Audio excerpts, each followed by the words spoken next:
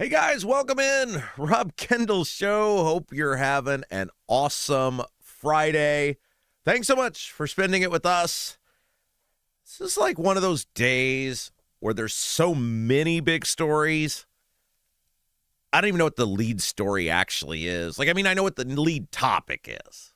I know what the big topic is. But there's so many stories inside the lead story, the lead topic. It's like, which one do I even pick first?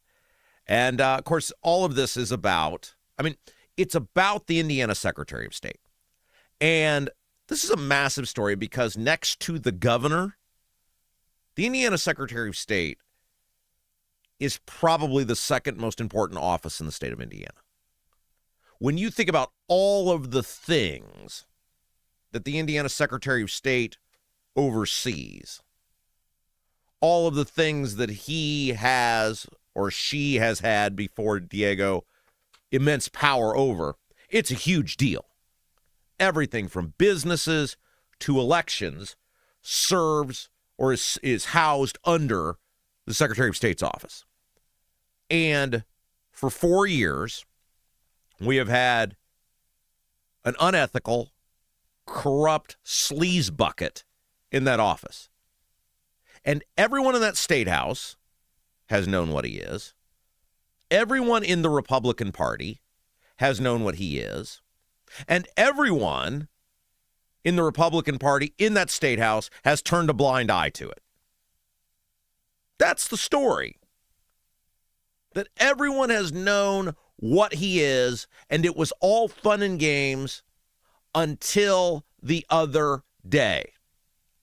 And all of a sudden, in a unified voice, the party structure, the power brokers, and then their minions, their hangers-on, started talking about how we got to ditch Diego.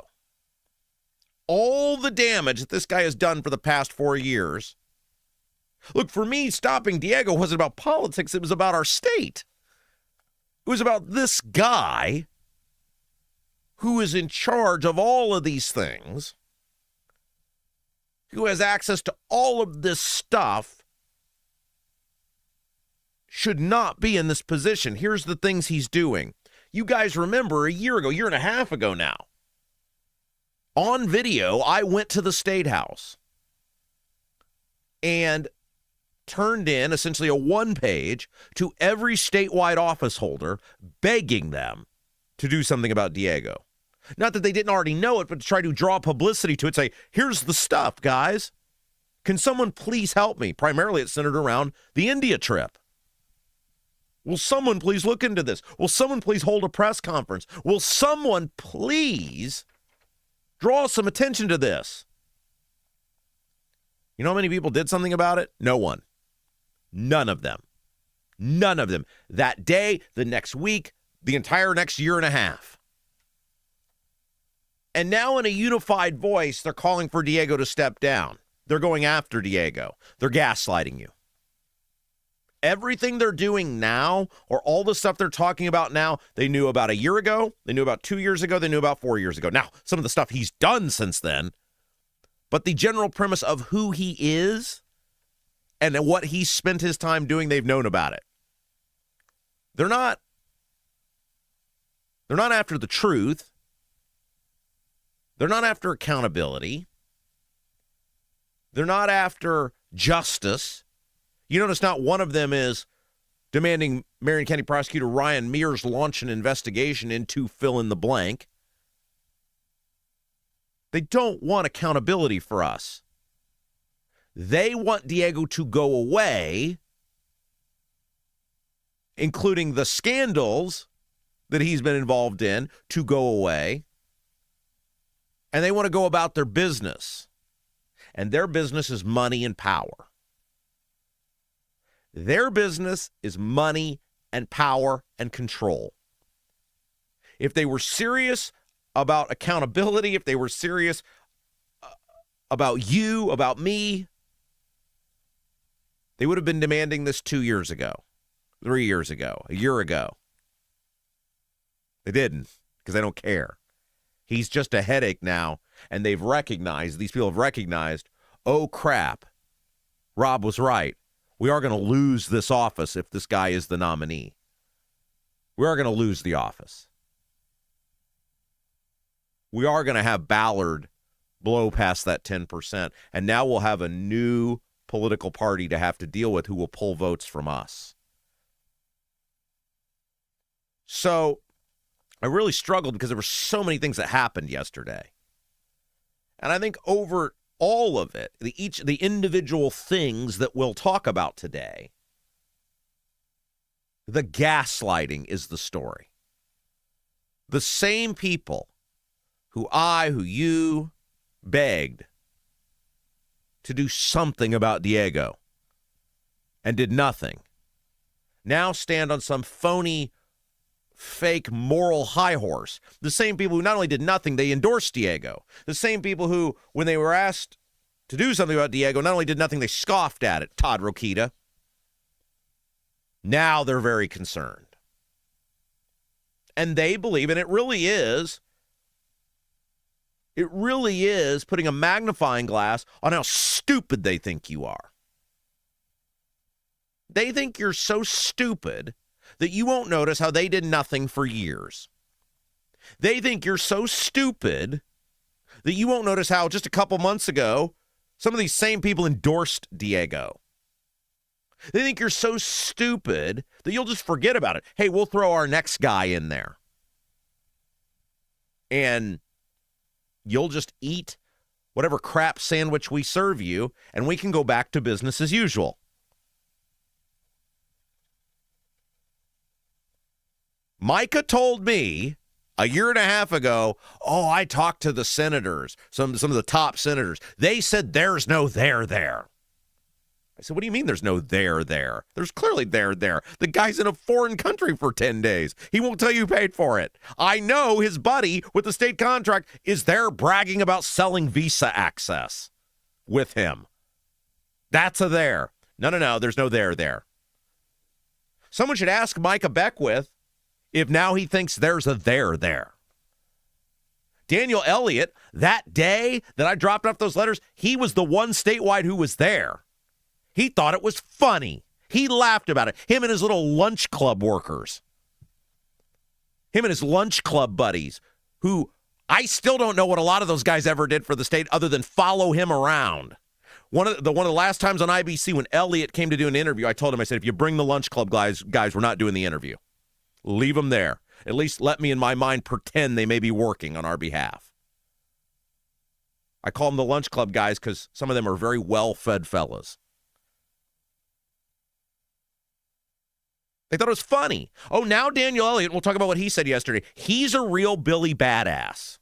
Diego must resign. By the way, Elliott alluded yesterday that this woman, this Elina Kupce, not just a non-citizen, but here illegally. I'll read you his quote later. Daniel Elliott laughed at me, or laughed at the situation when I brought it to him a year and a half ago. To my face. Him and his lunch club workers. Now he's very concerned. And I've had many fine conversations with Daniel Elliott, and I think he's done some nice things as treasurer. But the audacity of Daniel Elliott to now come out and act like he's concerned when it was a big joke. Hey, look, Rob will go get him. I told every one of these people, like, I don't have any power over this. I can shine a light on it. And naively, I was like, hey, can you guys do something about this? Nobody did anything. Nothing.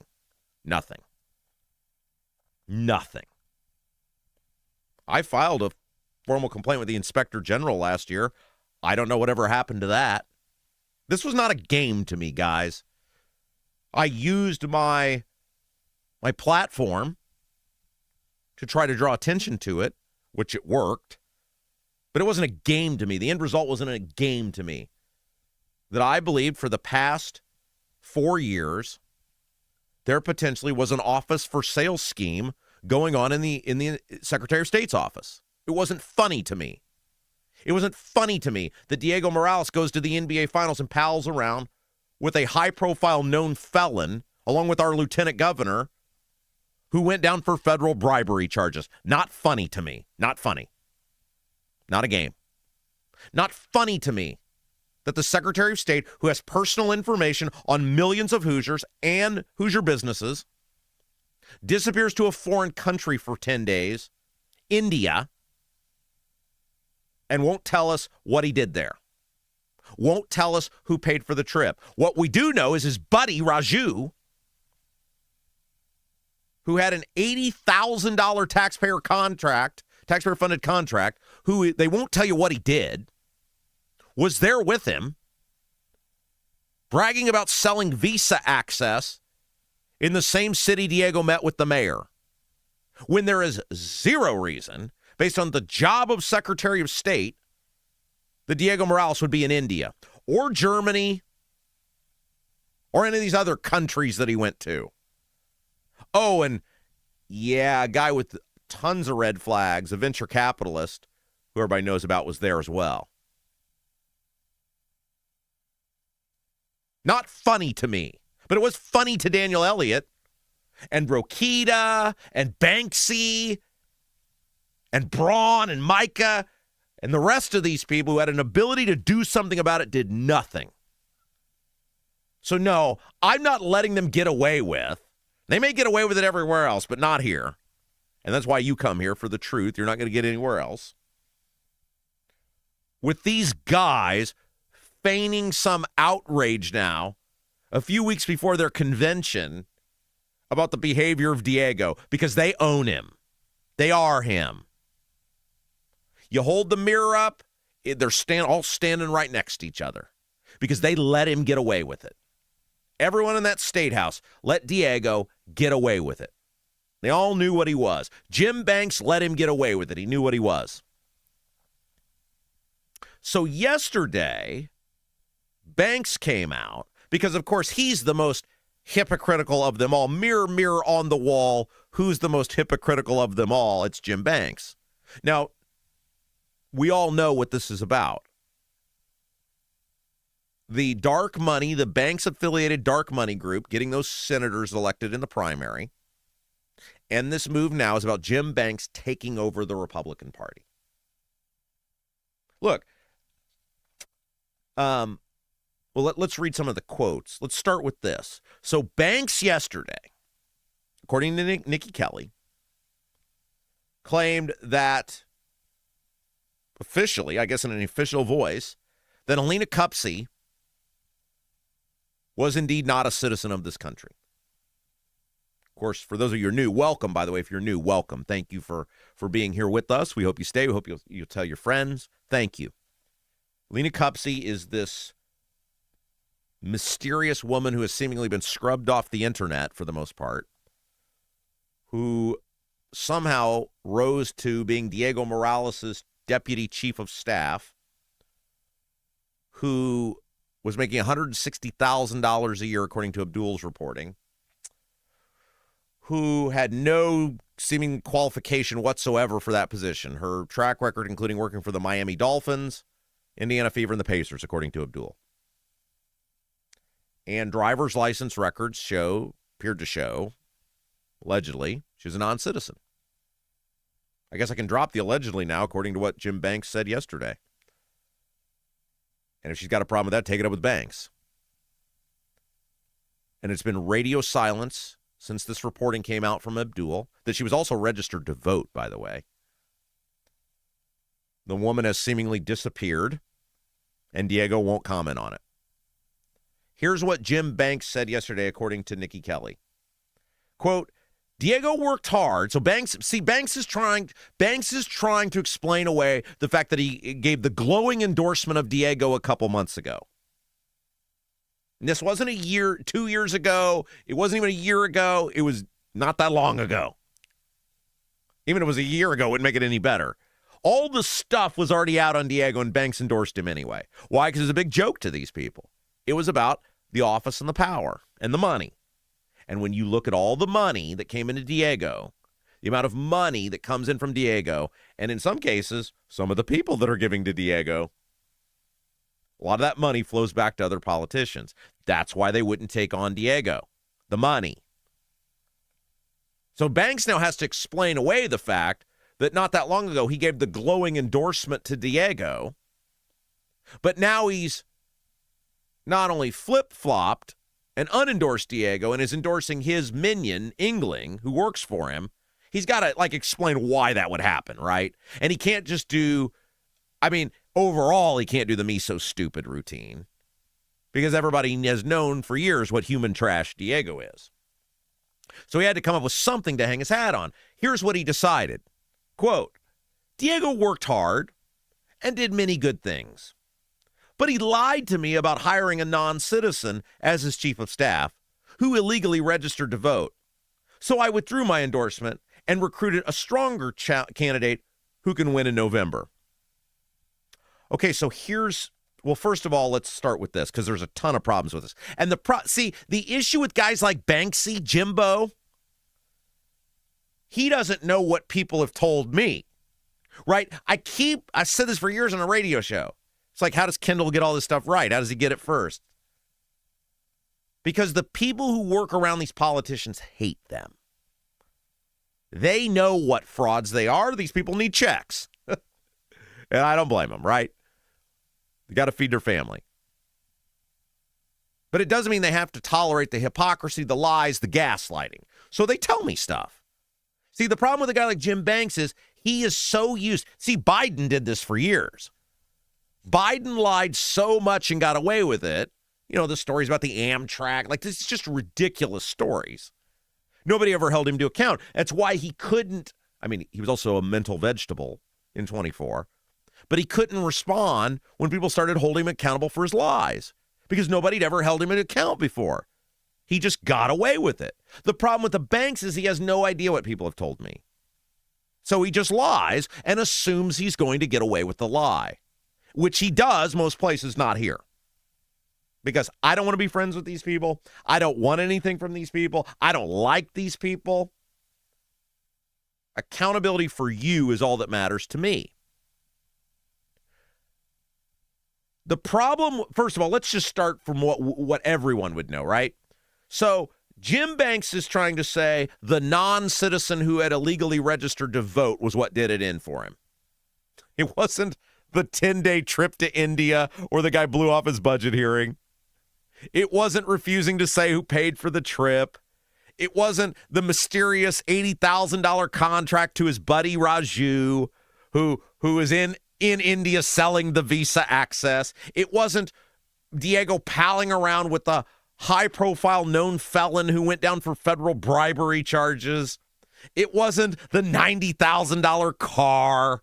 It wasn't using state resources to film a campaign commercial and refusing to take it down. It wasn't the massive no-bid contracts to huge donors to his campaign. No. That didn't faze Jim Banks in the least. Because all of that stuff was known, for the most part, when Banks made his endorsement of Diego. No, that didn't faze. And it wasn't even like Banks is one of these guys like Elliott who just turned a blind eye to it. Guys like Elliott piss me off because they're hypocrites, because they play this government watchdog tough guy routine, but then laughed at me when I brought him the stuff on Diego. Well, good luck, Rob. Hope it works out for you. No. I'm here because I need you to help me. I don't have any power. I don't have any power over anyone. That's why I'm here begging you. You think it was fun for me to waste hours out of my day to type the thing up, to walk it over, to be laughed at? You think it's funny? No, not funny. Guys like Elliott piss me off because they're hypocrites, because they play the tough guy routine and then don't do anything. And then after everyone else has already piled on, and we'll get to Elliott later, they're like, oh, yeah, you should resign. You should totally resign. But at least Elliott didn't endorse the guy. He was smart enough to keep his, not even arm's length, right? Football field's length between himself and the guy. Banks endorsed him. Banks knew all this stuff and endorsed him. And now we're led to believe that of all the crap Diego pulled, it was the non-citizen working for him that did it in. BS. The other problem, and this is where, see, these guys lie and they don't know what I know. And recruited a stronger candidate who can win in November. Here's the problem with all of this. The Cupsy story didn't break until the first of this week. The Elina Kupce story didn't come out until early this week from Abdul. By the way, Abdul got it all right. For all these people who want to crap all over Abdul, he got it all right. According to what Banks just said, Abdul was 100% right. He wasn't first. He just was the first to put it out. But the Cupsy story, in full detail, didn't come out until the first of this week. As soon as delegates were elected to the convention, multiple people started calling me, asking about who I thought should run. And of course, I told you guys, I was like, nope. The one person I tell me was like, call Tony Katz. He's always kind of said he wanted to be a politician. Maybe he might take it. Maybe he does. Wish he did now. But that was a joke. I mean, not a joke. I think Katz would run for Secretary of State if he thought he could win. But I told these people, and I told all of them the same thing. No, don't call me anymore. I'm not taking any blame for any of these people. And I hate all of them. After Mike and Braun, we're done here. But all of these delegates, all of them, the multiple ones who called me, who are very connected in the party, who are asking about this, floated the name Max Engling. Well, the Cupsy story didn't break until 2 weeks after the election, right? The election was on, was it May the 5th was our election day? The Cupsy story broke the 17th or 18th or 19th. So that's 2 weeks. Max Engling's name was floated by multiple people. This is important, guys. Time matters. In these conversations I was having, by multiple people. Max Engling is a nobody, or at least he was until he became the anointed one. He's just some guy who got smoked running for Congress a couple of years ago, and some guy who lost his delegate race. And yet, from multiple mouths, the name Max Engling came out. And I thought it was very odd, because they were like, well, what do you think about Max Engling? I was like, you mean the dude that got smoked running for Congress? That was my thing back to some of these people. That's what I knew him as. You mean the guy who works for Banks who got smoked running for Congress? Yeah, what do you think about him? And I gave the same answer that I've given for years. Well, an aged potato skin would be better than Diego, but why him? So the problem becomes Banks is claiming that Cupsy was the reason that he withdrew his endorsement, that Diego lied about her being a non-citizen. So and by the way, I guess that's news that not only is there now affirmation that Abdul's reporting was 100% correct, but that Diego was lying to people about it. Because to the public, Diego hasn't said anything. See how these stories all start to fall apart? See how these guys always just get away with it? Because who else would be able to give this information to you guys? And by the way, please, guys, help me out. Tell all your friends about this. We grow organically every day. This stuff's important. Nobody else is telling you what we're telling you right now. Nobody else is telling you what we're telling you right now. Because nobody else has the information that I have. So the problem with Banks' story is, well, I withdrew the endorsement because of Cupsy. Diego lied to me about Cupsy, which means he asked and Diego lied, which would mean Diego told him, I guess the lie would be she was a citizen. We don't know. We're not privileged to that. Diego hasn't said anything publicly. His office hasn't responded at all to Abdul other than the basic personnel information confirmations where they were required to give it. But let's take Banks at his word that he had the conversation with Diego. That would mean Diego lied to him and said she was a citizen. The problem is Max Engling, who is a complete nobody to the general public, whose only run for office was a joke and an embarrassment against Victoria Spartz, who's a horrible candidate. Victoria Spartz lost 40% of the vote this most recent election in the primary against a guy with no name and no money. Engling had Banks behind him, the Banks name, and got smoked by Spartz. And got smoked by Chuck Goodrich. He got smoked by multiple people in that primary. So you've got Banks claiming he recruited Engling, okay, and that it was Cupsy that did it for him. Diego lying about Cupsy's citizen status. By the way, You think Jim Banks didn't know when whatever conversation he had with Diego what her citizen status was? He's a senator. He's a U.S. senator. Get out of here. I don't believe that happened for a second. I believe he knew immediately what her citizenship status was. And the problem is that Banks claims he recruited Engling. But the Cupsy story didn't break until this week. And 2 weeks ago, people were telling me about Engling running potentially for Secretary of State. So these two things can't both be true, which leads me to, I think these guys knew about Cupsy for a long time. Cupsy's been on that payroll for 2 years. Cupsy's been on that payroll for 2 years. She rose to, according to Abdul's reporting, I think it was May of 24. She was hired in October of 23, I think was the timeline. She rose to deputy chief of staff in May of 24. Nobody said anything for 2 years?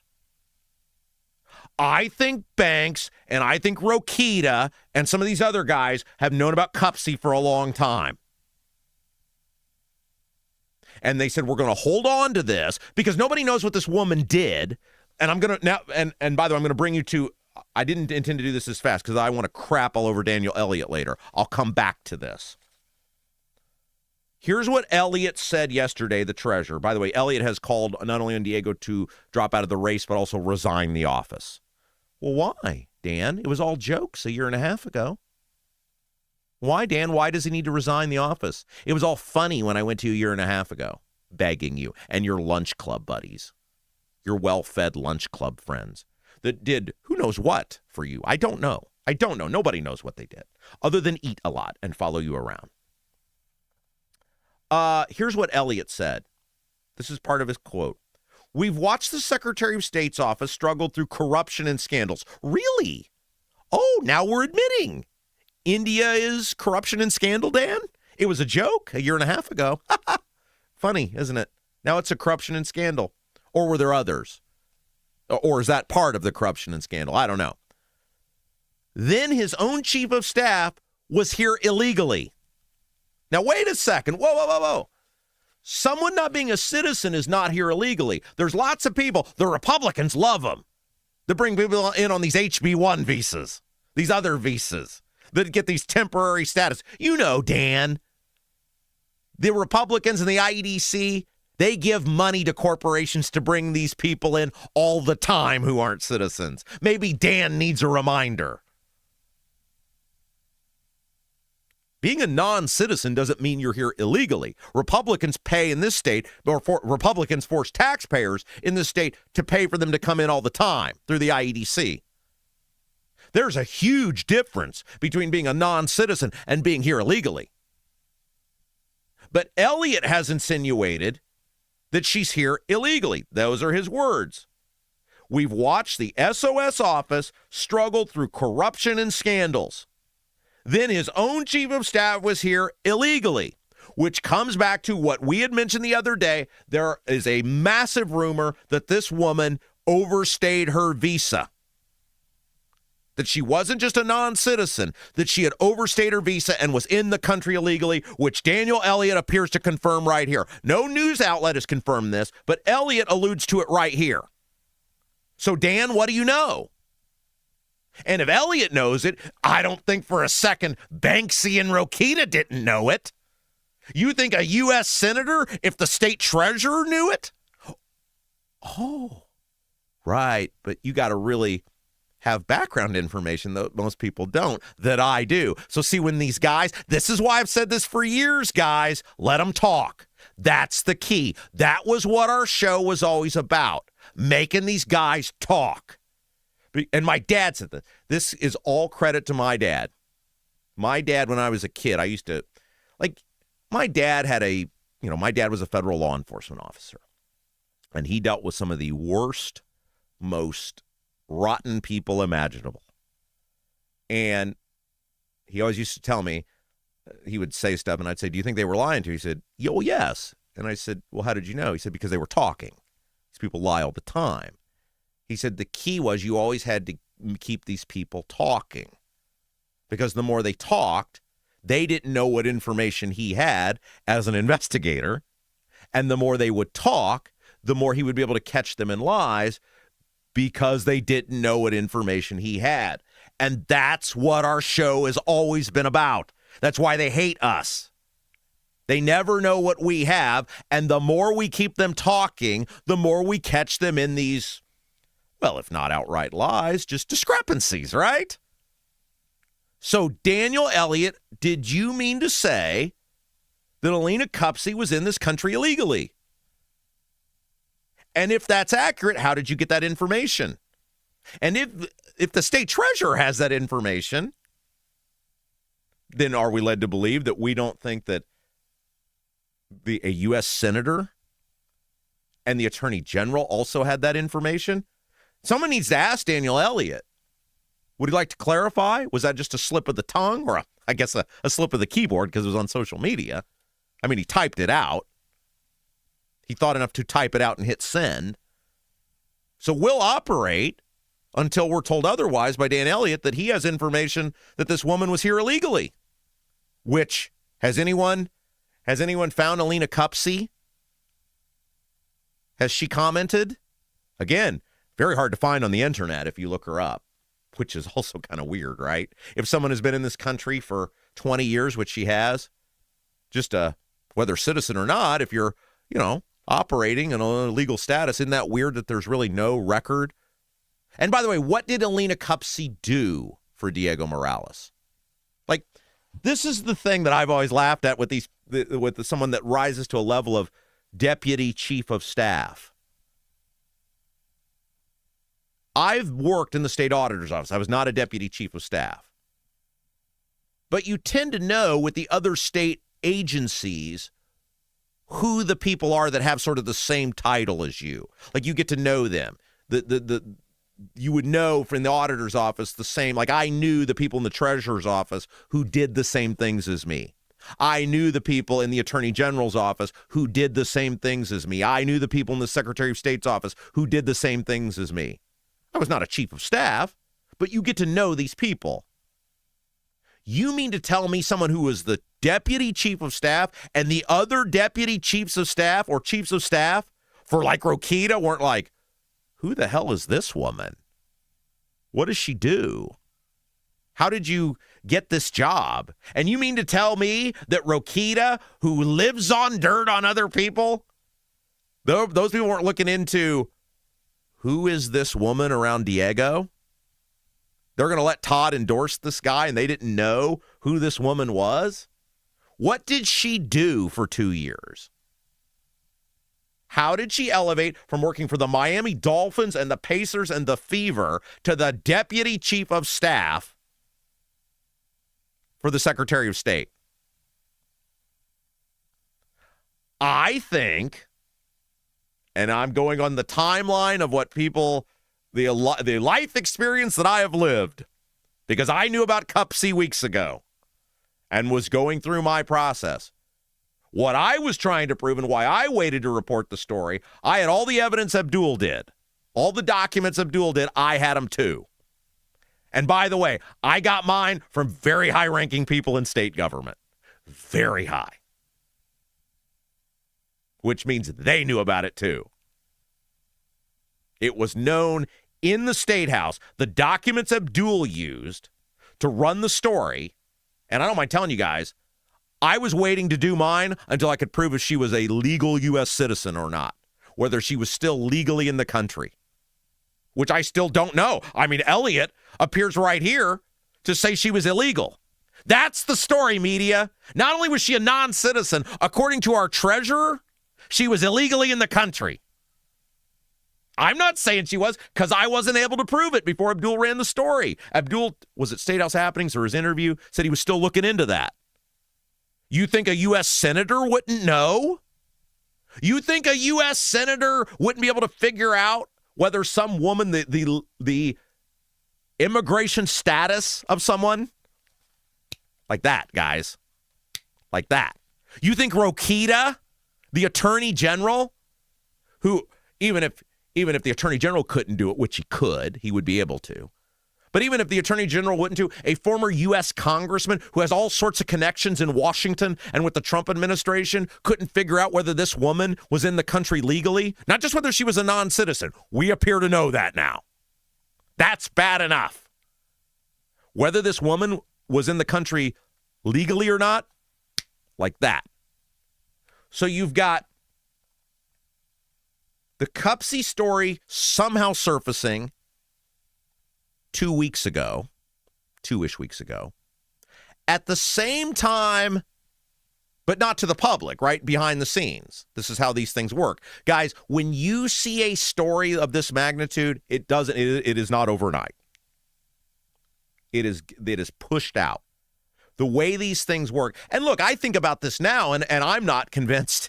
I'm not convinced they weren't floating Ingling out there with this Cupsy thing to say, what will Kendall say if this is the guy we go with? Will this get him off our ass? And my issue with Ingling is not whether he would be better than Diego. A broom would be better than Diego. It's that these guys are trying to sweep Diego under the rug.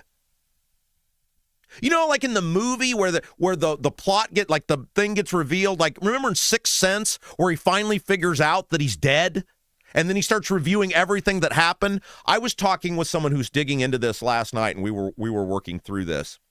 And by the way, this is how this works, guys. This is one of the cool things about this story. It gives me an opportunity without, burning sources, revealing sources, to tell you how these things work.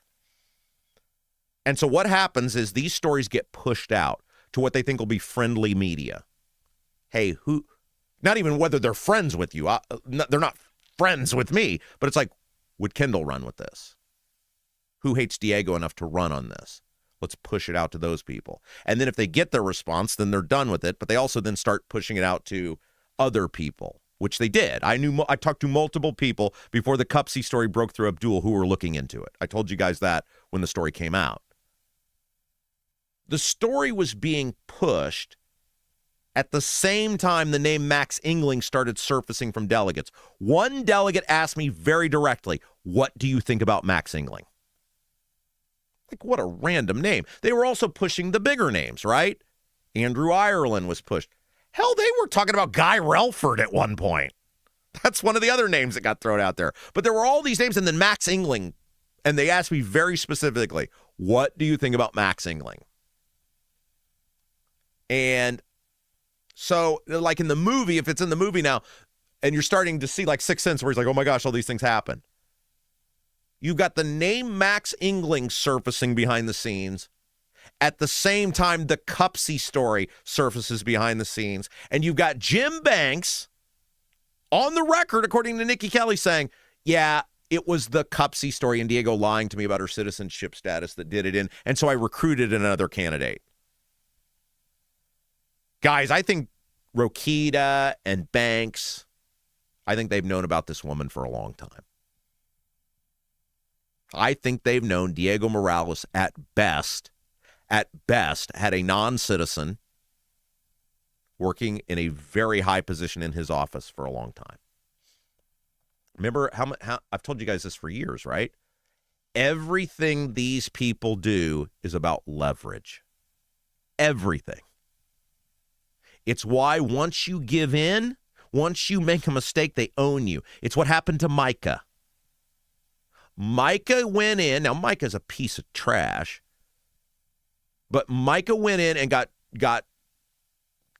roped into the temptations of the office. The first sin, he bought the car. I'll never forget Micah calling me going, hey, would it be a big deal if I spent $87,000 on a car? Long before the media knew about it. And my direct response to him, as my mouth hit the floor, was, you mean you spent $87,000 on a car, or you're considering spending $87,000 on a car? No, I spent $87,000 on a car. And I said, yes, and you better come up with an answer for it, because it's going to be a huge deal when the media figures it out. These people leverage, and once they have something on you, they own you, because if they think you need the position or you need the power, you'll do whatever they say to hang on to it. It's all they do. It's the mafia. And so I think now, based on my own experience, that Rokita and Banks and probably others knew about Cupsy for a long time. And I think they held that in their back pocket, that we will tolerate this guy for as long as we can until we believe he is such a liability. Because they don't want to burn Diego, and we're going to talk about Diego's response to them coming up here in just a little bit, which was awesome. Hey, I'm going to say something nice about Diego. The Diego response was great. The reason they had to treat Diego with kid gloves was the money. The amount of money that flows into Diego that touches all of these other politicians, and they couldn't risk it. And they were hoping against hope that either these stories wouldn't surface or that the media would move on or that Diego would get his act together or whatever. I don't know. But they finally reached a point where they were like, he gots to go because we're going to lose the office. And these politicians are used to when there becomes a fever pitch and they say you got to go and they convince you that we're going to overwhelm you, we're going to shock and awe you if you don't do what we say, and we're going to reveal all your dirt, the people just give in. I saw it firsthand. I worked for a guy it happened to, Dwayne Sawyer, state auditor. I watched it happen in real time. I've seen how they operate. I've seen what they do. Remember, for all the years I've told you guys that I went through all of these life experiences, and I always said as I was watching all of these things, someday I will use these things for good. Someday I will use all of these horrible things that I saw and the 2 miserable years that I spent in state government for good. I'm using one of them right now. I've seen it. I've seen how it operates. I watched a guy get bullied out of office. I watched it. I watched it happen. And that's what these people are used to. We say you go, we made you, you do what we say. And so that's the point they reached with Morales, where they just assumed that he was going down. He would just do whatever we say. Well, didn't go that way. So we're going to tell you in just a moment what Diego's response was because it was awesome. But first, the Honeysuckle Hill Bistro. It's a little out of the way in Brazil, but it's totally worth the trip. Scenic waterfront view. Honeysuckle Hill Bistro provides outdoor seating, a perfect evening away on the water. You can relax, breathe, enjoy a made-from-scratch meal, or as they like to call it there, Hoosier Grub. Now, full menu available. See all the great made-from-scratch meals they have at Honeysuckle Hill Bistro by just Googling Honeysuckle Hill Bistro. But if you want a suggestion, the hand-breaded Hoosier tenderloin, which they believe at the Honeysuckle Hill Bistro is the best in the state. They've got made-from-scratch pies for dessert, down-home food made with love. The restaurant, So Hoosier Hospitality, it's literally located in the home of the owners, Andy and Jody. And by the way, Andy and Jody, they love our show. They're huge fans of our show, to the point Andy is actually making our sign. Andy is making the Rob Kendall Show sign that's going to be over my head here pretty soon. They are massive fans. Support people that support our show and get a great meal in the process. Open Friday and Saturday for dinner, Sundays for brunch. Reserve your spot today. Try something different this weekend. Honeysuckle Hill Bistro, 812-443-3003, 812-443-3003. All right. Normally, when these guys bully people around, they cower in a corner to leave. Diego, he said, I'll tell you why Diego's fighting back. It's great. It's glorious. We're exposing it all. Well, these guys are exposing themselves. We're just along for the ride. You're watching Rob Kendall Show. Are you seeing cracks in mortar, moisture working through walls, facade or structural failure beginning to surface? Bramwell Mackay sets the standard for exterior and structural building solutions. Our 40-year master masons and industry experts address moisture intrusion, failing foundations, masonry deterioration, and more. From preserving historic landmarks to addressing modern building envelope issues, Bramwell Mackay delivers full-spectrum service with white-glove professionalism. In Indianapolis, call 812-33-BRICK. 812-33-BRICK. Buying a home or thinking about refinancing? Work with someone local who understands the central Indiana market. Gary Tedrow with Verity Mortgage helps homebuyers and homeowners explore options for purchasing, refinancing, or even consolidating higher interest debt through their mortgage. Gary's approach is simple, clear advice, and personalized guidance, so you can make confident decisions. Visit loansbygary.homes to learn more or get started today. You've got nothing to lose but dollars on your mortgage payment. So call for a free, no obligation quote, 317-695-5179. Gary Tedrow, NMLS number 179207 with Verity Mortgage, NMLS number 70345, an equal housing opportunity lender.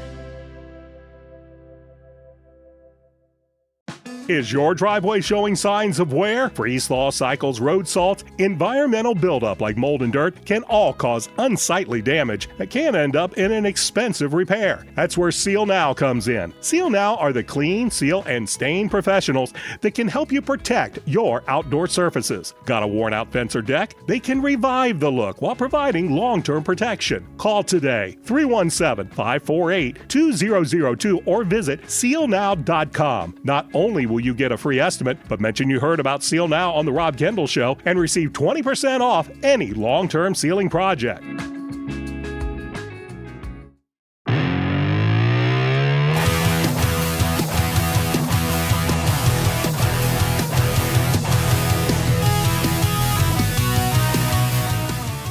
Hey guys, welcome back. Rob Kendall Show. Look, guys, if there's one show that you were going to share, if there's one show you were going to tell people about, this show is it.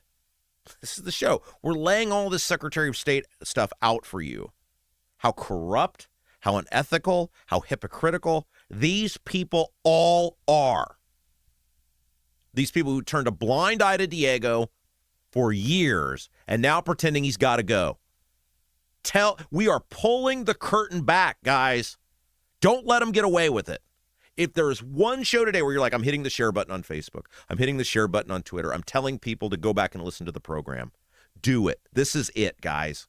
This is so important. And this is, I feel like, I told somebody this yesterday, I feel like this is all those years of work. I told you guys for years, I said, my goal is to expose the Republican Party because it's so broken. It's so broken, guys, that the only way to fix it is for it to completely break down and for it to get exposed what it is. I want the Republican Party to succeed. I am a Republican. By the way, remember, speaking of which, remember I got banned from the Hendricks County Lincoln Day last year? Remember they banned me because the party chair was freaking out that I was going to ask Diego who paid for that India trip and he was and what Raju did, and he was going to melt down. He was going to melt down like he did in Clay County. And so they told the guy who was going to invite me, not bringing him. Do I get an apology from the Hendricks County Republican Party? Hey, Phil Clay, where's my apology? Because I think Phil Clay's all in on Max Engling now, right? Somebody correct me if I'm wrong on that. I think I saw him post that he's all in on Max Engling. Do I give my apology now, since the Republican Party official position, since you guys got your talking points, and it appears to be the Rob Kendall position that Diego's a piece of garbage and we got to get rid of him? Do I get my apology now? Do I get to, like, Republican of the Year award next year, this coming dinner, for being the one guy who's saying all the things you guys are saying now? Kiss my ass, Phil. You guys treated me like garbage, and now y'all are saying the stuff that I was saying, but not because you want Diego exposed, not because you want the truth, but because you want it swept under the rug. You want Diego and his scandals and his BS to go away because a bunch of people, a bunch of Republicans would likely get implicated if Diego actually gets exposed. Look, this is not about Diego's behavior. It's about Diego's behavior taking everyone down. That's what everyone needs to realize. This is not about Diego's behavior getting exposed or Diego getting held accountable. They do not want that. They want Diego to go away because they don't want it coming out. And they believe, especially with Ballard in the race, Ballard's going to cost him the election. Everything I said last week in that IndyStar article that some of these same people were just outraged over. Oh, he's left IBC and he's reduced to the liberal IndyStar. Yeah, the liberal IndyStar. The liberal IndyStar with 50,000 readers a day, subscribers, readers, more readers than that probably, compared to the, similar number I had on IBC. Yep, it's horrible. No, they were mad because they knew what Diego was, and they hadn't got their marching orders yet that it's okay to finally admit what Diego is. You guys see how quick this all happened? That in like 2 days, we went from the gaslighting of Diego's the best, Diego's awesome, to Diego's the worst, and Diego's got to go. You see how quickly the switch flips?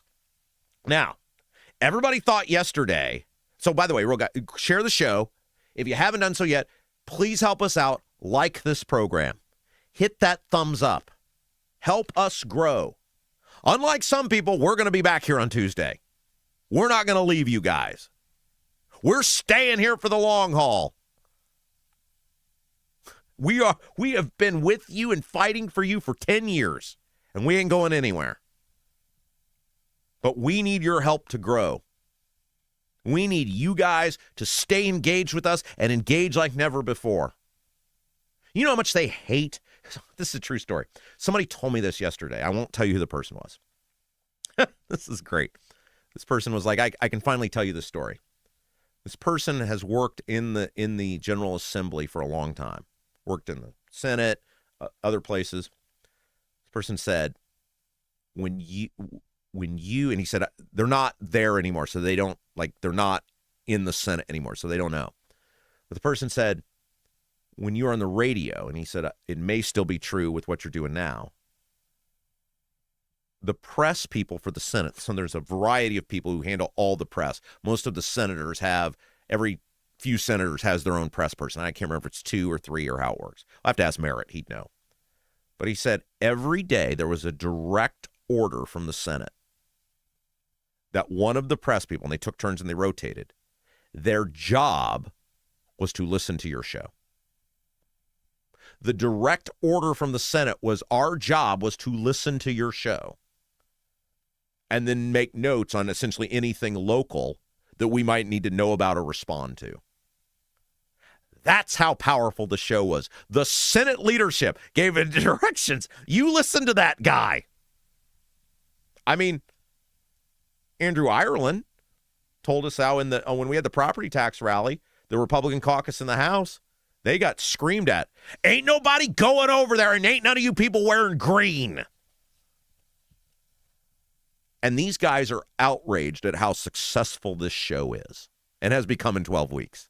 Because nobody else could pull it off, because nobody has what we have. Guys, we are getting across all of our platforms. And look, I promote YouTube a lot, right? Because that's where we're live. But we get so many listeners on the Apple, on the Spotify, the podcast. Welcome to all of you guys. Those numbers have been gangbusters. If you want to find us there, it's just, Rob Kendall Show. You can find the show, listen there on demand. Guys, we're doing almost 200,000 minutes a day of listeners and viewers across all the platforms in 12 weeks. In 12 weeks. Almost 200,000. It's amazing. They're so mad that we didn't go away because in the past, when radio fires you, you're done. You move or you go sell insurance. I'd like to tell you about my new career. Now, look, if you're selling, it's not in any way an indictment of anyone who sells insurance. Thank you for insuring a world, right? But that's what you see with people. Look at all the people who got let go from RTV6 recently. How many of them have you seen the post? Let me tell you about my fabulous new endeavor I'm very excited about. I'm now working at an animal farm. That's what they thought would happen here, because that's what happens to everyone. You get let go, you're done. You go move somewhere else, or you end up in another career field. Not here. Not what happened here. Because these guys don't understand the relationship. They don't understand what we have and how much you actually hate them, and I am your voice. So yeah, help us grow. Our growth is your growth. Our growth is your growth. Now, coming up here in just a little bit, I don't know exactly when we're going to get to it. I thought it was going to be 10 today, but it's going to be a little bit later than that because we got so much going on here. We're going to have a guest who worked for FSSA for years, Family Social Services Administration in Indiana. Their job is to care for the most vulnerable amongst us. We have seen the articles, the headlines about the funding cuts, the spending cuts, all of those things. And that is a dumpster fire. That is an absolute dumpster fire over there. And people who have real needs are in huge trouble. They have so mismanaged FSSA, Medicaid. And so we're going to have a former worker over there who is now actually running for State House. He's trying to do something about it. He's going to be with us. Going to run it at 10. We'll be a little bit delayed because I got to get into what Diego did. Diego's response to yesterday was awesome. Before that, though, is your driveway showing signs of wear? Freeze-thaw cycles, road salts, environmental buildup, mold, dirt, all those things can cause big damage to your driveway, sidewalk, patio, you name it. Seal Now are the guys who can bring those projects, those concrete structures back to life. SEALNOW.com, the Clean Seal Stain Professionals. And they do even more than just concrete. They do wood, which are decks, your pergolas, your patios, all the things. SealNow.com. See the work they've done. SEALNOW.com on other people's properties. They'll give you a free estimate on what yours is going to cost.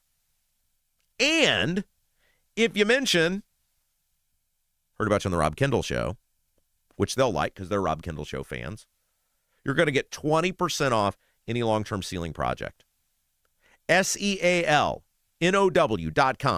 Seal Now. All right. So Banksy comes out and Rokita comes out, and they're, here's what Rokita had to say. Because, of course, Rokita endorsed Diego too, right? And Rokita knew what Diego was. And, in fact, last year, when Rokita was on with Casey Hendrickson up in Northeast Indiana, Casey Hendrickson was the one guy who asked Rokita, why don't you look into Diego? Why won't you look into Diego? And he scoffed at it and said, not my purview, not my job.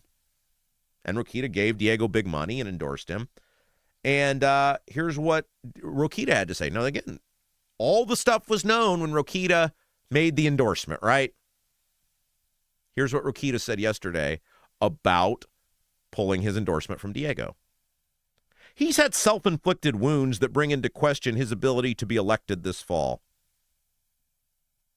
Okay, well, I guess, first of all, it's like at least he's admitted this is about the election. At least Rokita is admitting it's all about the election. He doesn't give a damn about protecting you as a taxpayer. He doesn't give a damn about your personal information potentially getting exposed to foreign countries. He doesn't give a damn about the potential pay for play that was going on in there. He doesn't care about any of that. He doesn't care about any of it. He's just like, at least to Rokita's credit, yeah, it's about the election. But, Todd, what self-inflicted wounds, other than Elina Kupce, have surfaced since your endorsement? What are they? India had happened when Rokita made the endorsement. The no-bid contracts had happened when Rokita had made the endorsement. The hiring of family members to ridiculous salary had happened when Rokita made the endorsement. The car had happened. The hanging out and palling around with the known felon had happened when Rokita made the endorsement. What self-inflicted wounds, other than this woman working in his office as a deputy chief of staff, had happened, Todd, since you made the endorsement? He didn't want to answer that.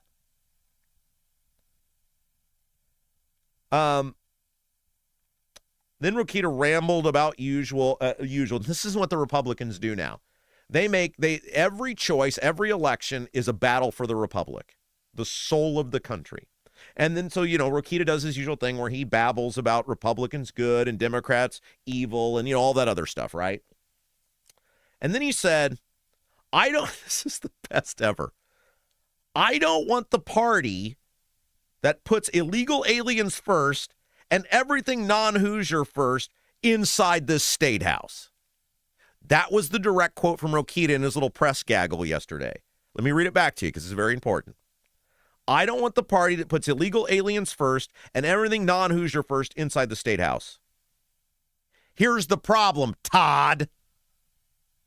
The guy you endorsed, according to Banks, had a non-citizen elevated to the chief of staff with zero qualifications. and no one said a word, including you. This woman has disappeared. And the big question now is, was she here legally? And has she been kicked out of the country? Because according to Daniel Elliott, quote, we watched the SOS office struggle through corruption and scandals, then his own chief of staff was here illegally. But Todd, I don't want the party that puts illegal aliens first and everything non-Hoosier first inside the State House. Oh, so if that's true what Elliott said, you don't want Republicans in charge anymore.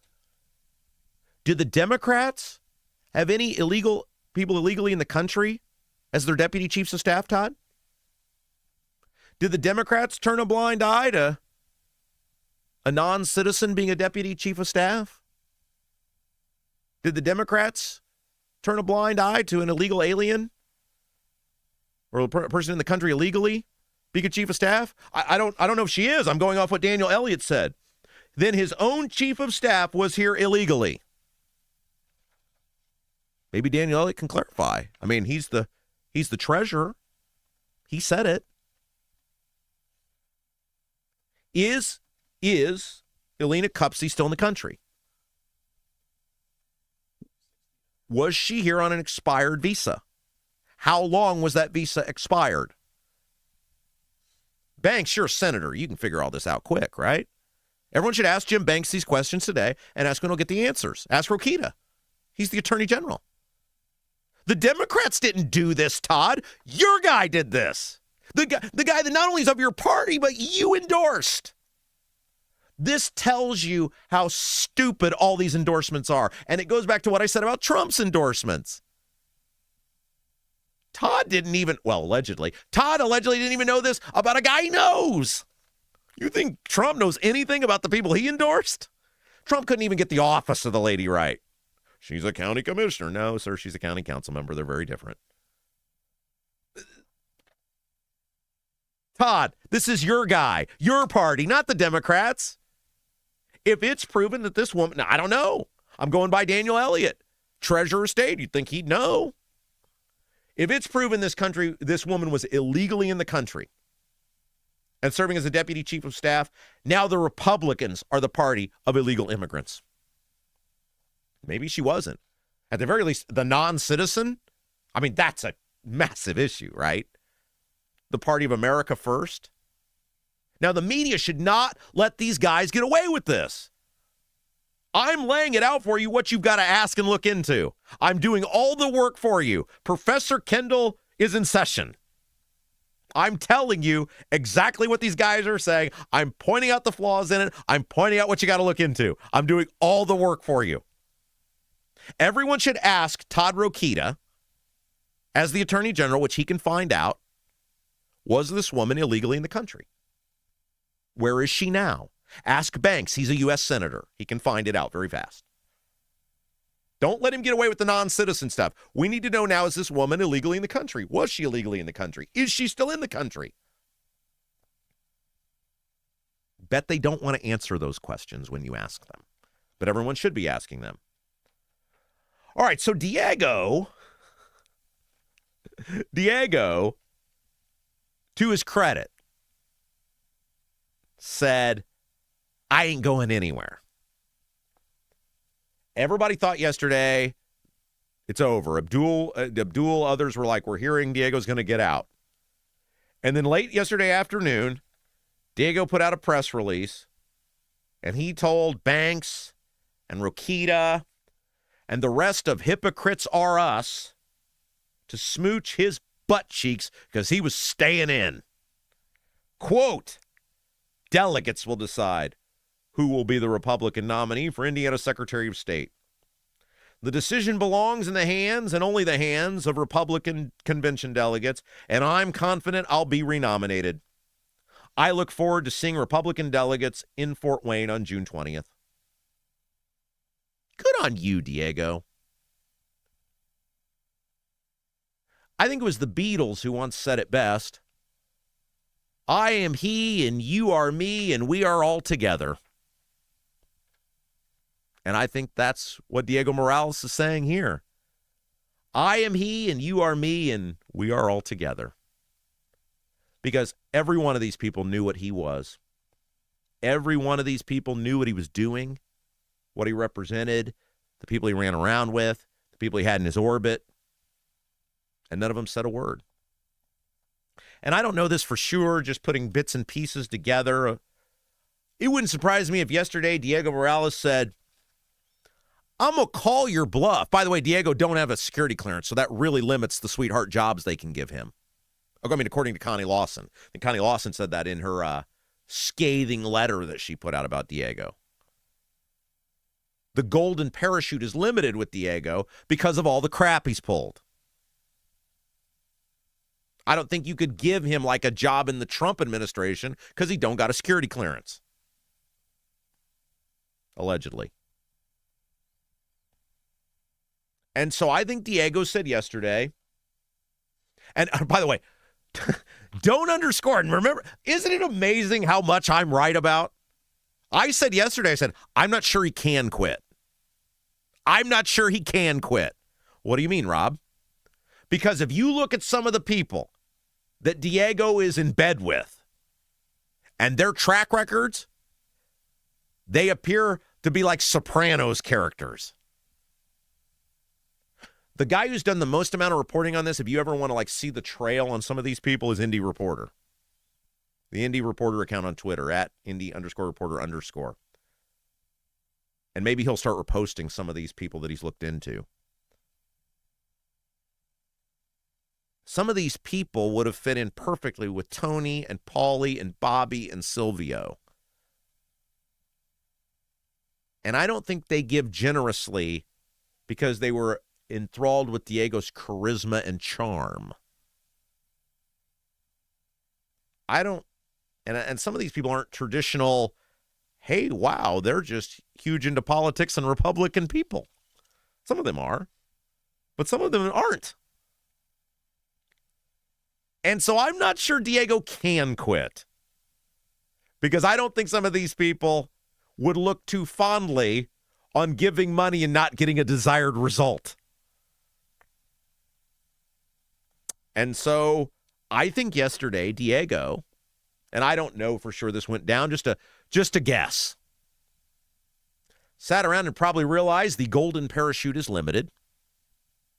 If I quit now, it's not like he made the announcement in January. He would make the announcement under a cloud of suspicion, which the media would then dig more because he would validate the suspicions, which these people are validating anyway. But I think Morales, when he found out what the probably limited golden parachute was, he can't quit the office, so he's still going to be there for 7 more months. And that means people would dig into him. And by the way, the other thing on this, whether Diego's the nominee or not, the buys are going to make him the issue. That's people are like, I bet, I almost said Evan Buy. I bet Bo Buy is quaking in his britches over the announcement of Max Engling. Yeah, I'm sure Bo and his $10 million and straight out of Central Casting appearance and family name and unlimited resources, I'm sure he's quaking that a guy who got smoked by Victoria Sparks is running. A guy who couldn't even win his own delegate race is running. I'm sure Bo Buy is petrified about that. I'm sure Bo and Evan and the rest of the guys were sitting around the table. Oh, no, Max Engling? Oh, anyone but Max Engling? Oh, no. Hell, we should just give these millions of dollars back. It's all over for us. No. Diego Morales is going to be the issue whether he's the nominee or not. Because all of these people, look, the buys aren't in it to be Secretary of State, guys. I don't think this needs to be said out loud. The buys are not here like, oh, man, maybe you can do an excellent job, son. 8 years being a quiet administrator. Just issuing registrations to vote and certifying elections. Maybe you can spend 8 years doing your best job going to the Motor Vehicle Advisory Board meetings. No. This is not about Secretary of State. This is about the buys reclaiming the Democrat Party in the state of Indiana and their son, his son, being the face and elevating him to be the governor of the state of Indiana. I don't think I'm saying anything that's a surprise to anyone. They're going to take the party down. That's what they're doing. That's what this is about. And all of these people, whether Diego's the guy or not, are going to be potentially implicated in whatever crap Diego's pulled by association. Bo-By has the dirt, whether Diego in or Diego out. Here was the quote Bo had. This was a campaign manager for Bo-By. This is what he said. The corruption and insider dealing in Diego Morales' Secretary of State office has been going on for years. And yet, it wasn't the luxury SUVs he's purchased, or the internal trips paid by unknown sources, or even the no-bid contracts for donors that finally earned him an opponent. It's a bunch of insiders realizing that Morales would probably lose to Bo-By in November. Bammo! The buys will say it. The Republicans won't say it. They'll lie, they'll gaslight, they'll deceive. But all that gaslighting and deception and everything else, it won't take Diego off the ballot, whether he's the nominee or not. I am he, and you are me, and we are all together now. See how they run like pigs from a gun? See how they run. I'm crying. Is that not what's happening here? The piggies are running. And I think Diego yesterday called their bluff. I think Diego said, ain't no golden parachute. Nobody gives a damn about me if I don't have anything to offer them. Everything dries up. And I think he looked at him and he said, there is a limit to which you will expose me. There is a limit to which you will tell people about me because you guys get implicated too. Follow the money. Awesome. I hope he stays with it. Good for him. And look, the Republicans in this, look, if I'm Diego Morales, I instantly turn myself into a victim here. If I'm Diego Morales, I turn myself into a victim and I start pointing out all of these people because he got the dirt on them too. It's not a one-way street. Don't let them get away with it, Diego. Don't let them take you down. They are the reason you are what you are and you are where you are. If you're going down, they go down too. Good on him. This is everything I've wanted. I have talked about this for years. We are seeing the potential implosion of the Republican Party, which is what has to happen. All of these people have to get exposed. That is what my show has been about for all these years. It's what we're doing now is about all these years.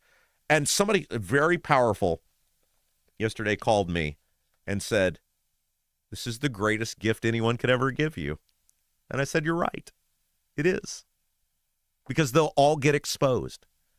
And whatever person, as long as Diego stays in, whatever one of the people squeaks through that convention, then it's like final boss, right? You get to meet the buys.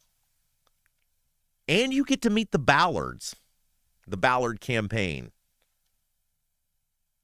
if he gets those signatures. Here's what Ballard said yesterday, and he's right.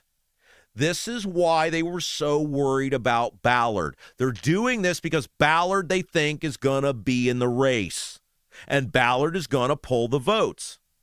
Quote, this is what competitive elections do. Create accountability where there hasn't been any before. Bingo. What did I say in the Star article last week? Greg Ballard will pull votes from Republicans because he will create a safe harbor for people who hate the Republicans but can't stand the Democrats. Absolutely. It's why the Republicans don't want competition. It's why everything they do is about choking off competition, about making sure you don't have options. It's why they wanted John Rust gone. By the way, third hour each day brought to you by John Rust. Thanks, John Rust. It's why they wanted Rust off the ballot, because Rust has $1 gajillion and he don't care, and he would have exposed all the Republican stuff. It's why they keep making it harder and harder to run for public office. Republicans thrive on darkness. Republicans thrive on people being unable to participate. They thrive on a lack of competition where you go, well, I got two choices and the Democrats are so bad, I guess I'll vote for this. That's it. That's the only way they have been able to build this monopoly. Ballard went on to say, the same Republicans who just months ago proudly endorsed Diego Morales have suddenly determined he's not fit to be their party's nominee. His issues were not a secret, but party insiders have been more concerned about protecting the Indiana GOP than the good people of this state. Sadly, that has not changed. Greg Ballard is going to win a ton of votes out of this because people are paying attention to it. They're looking at this going, this is the Republican Party. Holy smokes, it's right. He's right. People are going to see Ballard and go, okay, Mr. Reasonable over here. If I were Greg Ballard, and it turns out that Diego Morales is not the nominee and they go with this England guy, I would look at Bo Bai, as I said before. Somebody told me this yesterday. I said, it's brilliant. It's brilliant. I would look at Bo Bai and say, you're running on your birth certificate. And then I would turn to Max Engling, and I would do this on a debate stage in front of the entire state, and I would say, you are running on Jim Banks' letterhead. Brilliant. That is the line. Bo Bai, you're running on your birth certificate. Max Engling, you're running on Jim Banks' letterhead. Ballard becomes the big winner in all of this if he can get on the ballot. Because the Republican Party, it's not the Democrats that are the dumpster fire here, it's the Republicans. It's Republican on Republican attack. It's glorious. I hope it never ends. Diego, you have to stay in. Don't let them boss you around. They knew what you were the whole time. If you let your kid misbehave, you can't be mad at him for misbehaving. Don't get out of the race, Diego. And here's the offer I made, and I was genuinely serious about this. I am extending the offer again to give Diego Morales as much time as he wants on this show. Now, look, Diego, let me tell you how this is going to go so you can prepare. I'm going to crap all over you for 20 minutes. I'm going to say all the things that you know I'm going to say. You're going to look at me and shout, I pay, I pay. And then after 20 minutes, we're going to start talking about these people who enabled you, now in the most hypocritical way possible, are making you out to be the Night Stalker. You will win a lot of sympathy if you do that interview, Diego. You're going to deflect and deny and unanswer all the stuff. I already know that. It can't hurt you at this point. People already know. I mean, I'm being genuinely serious when I'm saying this. The best thing Diego could do is come on this show. It would break Indiana politics if you came in and sat down for an interview and we had the conversation. And it is your best chance to hang on to your job. Because while you may be corrupt and unethical and a hypocrite, they are too. And you need to make everybody know what they are. And everybody knowing what they are, look, the delegates aren't the party apparatus. They're part of it, but they're not the party apparatus. They ain't the whole thing. And the delegates have a track record. They have a track record of rejecting being told what to do by the party bosses. See the secretary or the attorney general's race in 2008, where the Mitch Daniels endorsed candidate went down in flames. You don't have to lose, Diego. You don't have to lose. Hey, guys, if you're thinking about buying or selling a house, that is the biggest investment, the biggest decision you may ever make, at least as it relates to your finances. Make sure you have an advocate on your team. Make sure you have a fighter on your team. Make sure that you have Lauren Wilson, realtor with At Properties. Lauren Wilson wants to go to war. She wants to go to war with you. For you, with you, around you. But it can be a pleasant experience. I'm not saying that home ownership is home buying or selling needs to be a battle. It doesn't need to be the battle of the bulge here. But all seriousness, you need somebody on your side that is invested in you. and your happiness and your long-term vision. That's where Lauren Wilson comes in. Realtor with that properties. Indiana lifer, Central Indiana lifer, military vet, awesome friend of the show, listener to the show, more than just an advertiser. Lauren Wilson with that properties. 317-590-2290. 317-590-2290. Okay, guys, if you haven't done so yet, like our feed. That really helps us grow. Share the feed. Guys, this is the content people aren't going to get anywhere else. This is it. This is the stuff. Facebook, Twitter, however you get the word out. On the phone, email, whatever you're doing. Share the feed. Let people know about us. Nobody's doing Indiana news and politics and government like us. We will be here. Well, we won't be here Monday, but we'll be here Tuesday and the day after that and the day after that. We're not quitting on you. We're fighting to the end for you. We're battle tested and ready to go. We're the only people who can get fired from a job and come out stronger than before. Anyway, share the feed. Let people know. Subscribe to our channel if you haven't done so yet. If you're watching us on YouTube, if you're on Apple, Spotify, subscribe there. Give us that 5-star review. Those things really help. And guys, don't forget robkendallshow.com. If you like this, guys, we're having a live show June the 27th, and it's going to be this thing on steroids. Can you imagine? We'll be through the convention by then. We'll have an end result to this saga. And I can cuss. I can. It's an adult show. Leave the kids at home. Join us. You can get your tickets to the live show, June the 27th. If you're thinking like, I love this show, what can I do for this show? Get a ticket to the live show. You'll have a great, it's one way, it's like you can do something for yourself. Damn it, do something for yourself for once. And have a great evening out and support our show. Get your tickets, June the 27th, Mad Hatter Comedy Club Event Center in Greenwood, robkendallshow.com. We got the link right there at the top of the show, robkendallshow.com. All right, we will get into more Diego stuff in a little bit. We can't do all 3 hours of the Secretary of State stuff.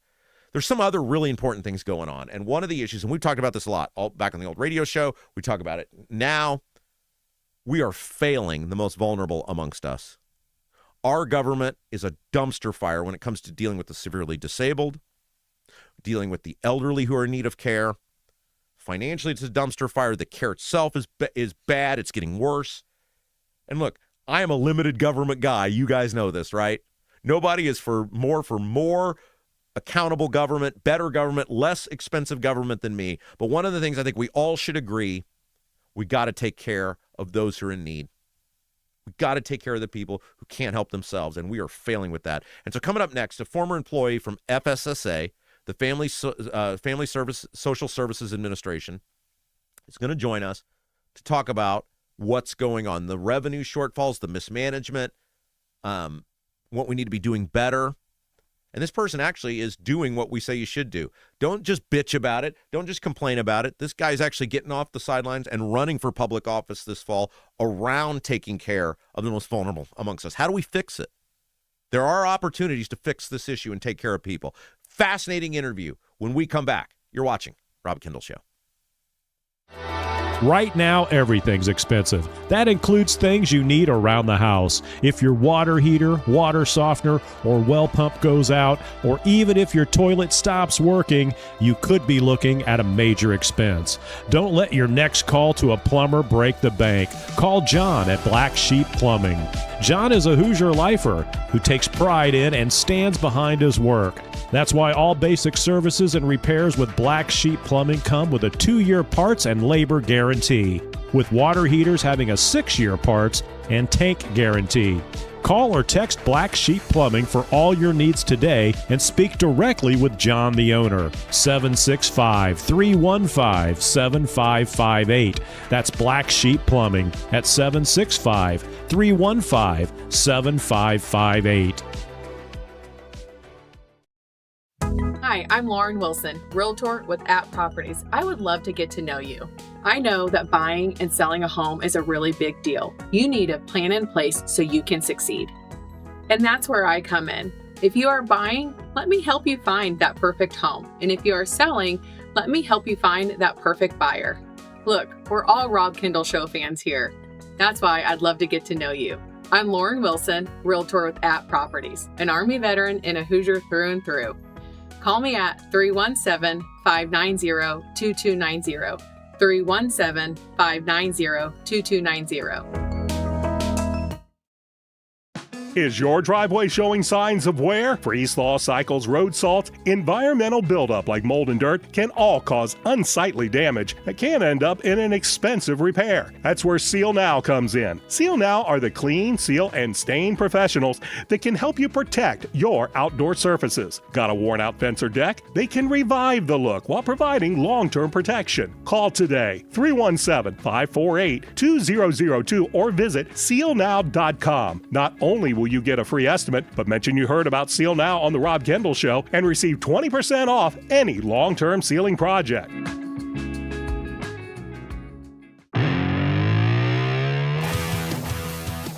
Hey, welcome back. It's the Rob Kendall Show. There is a crisis in the state of Indiana when it comes to dealing with the most vulnerable amongst us. We've talked about this before on our show. It's the FSSA, the Family Social Services Administration. And there is all sorts of drama, all sorts of budget cuts, all sorts of just uncertainty right now on how we deal with the severely disabled, with the elderly.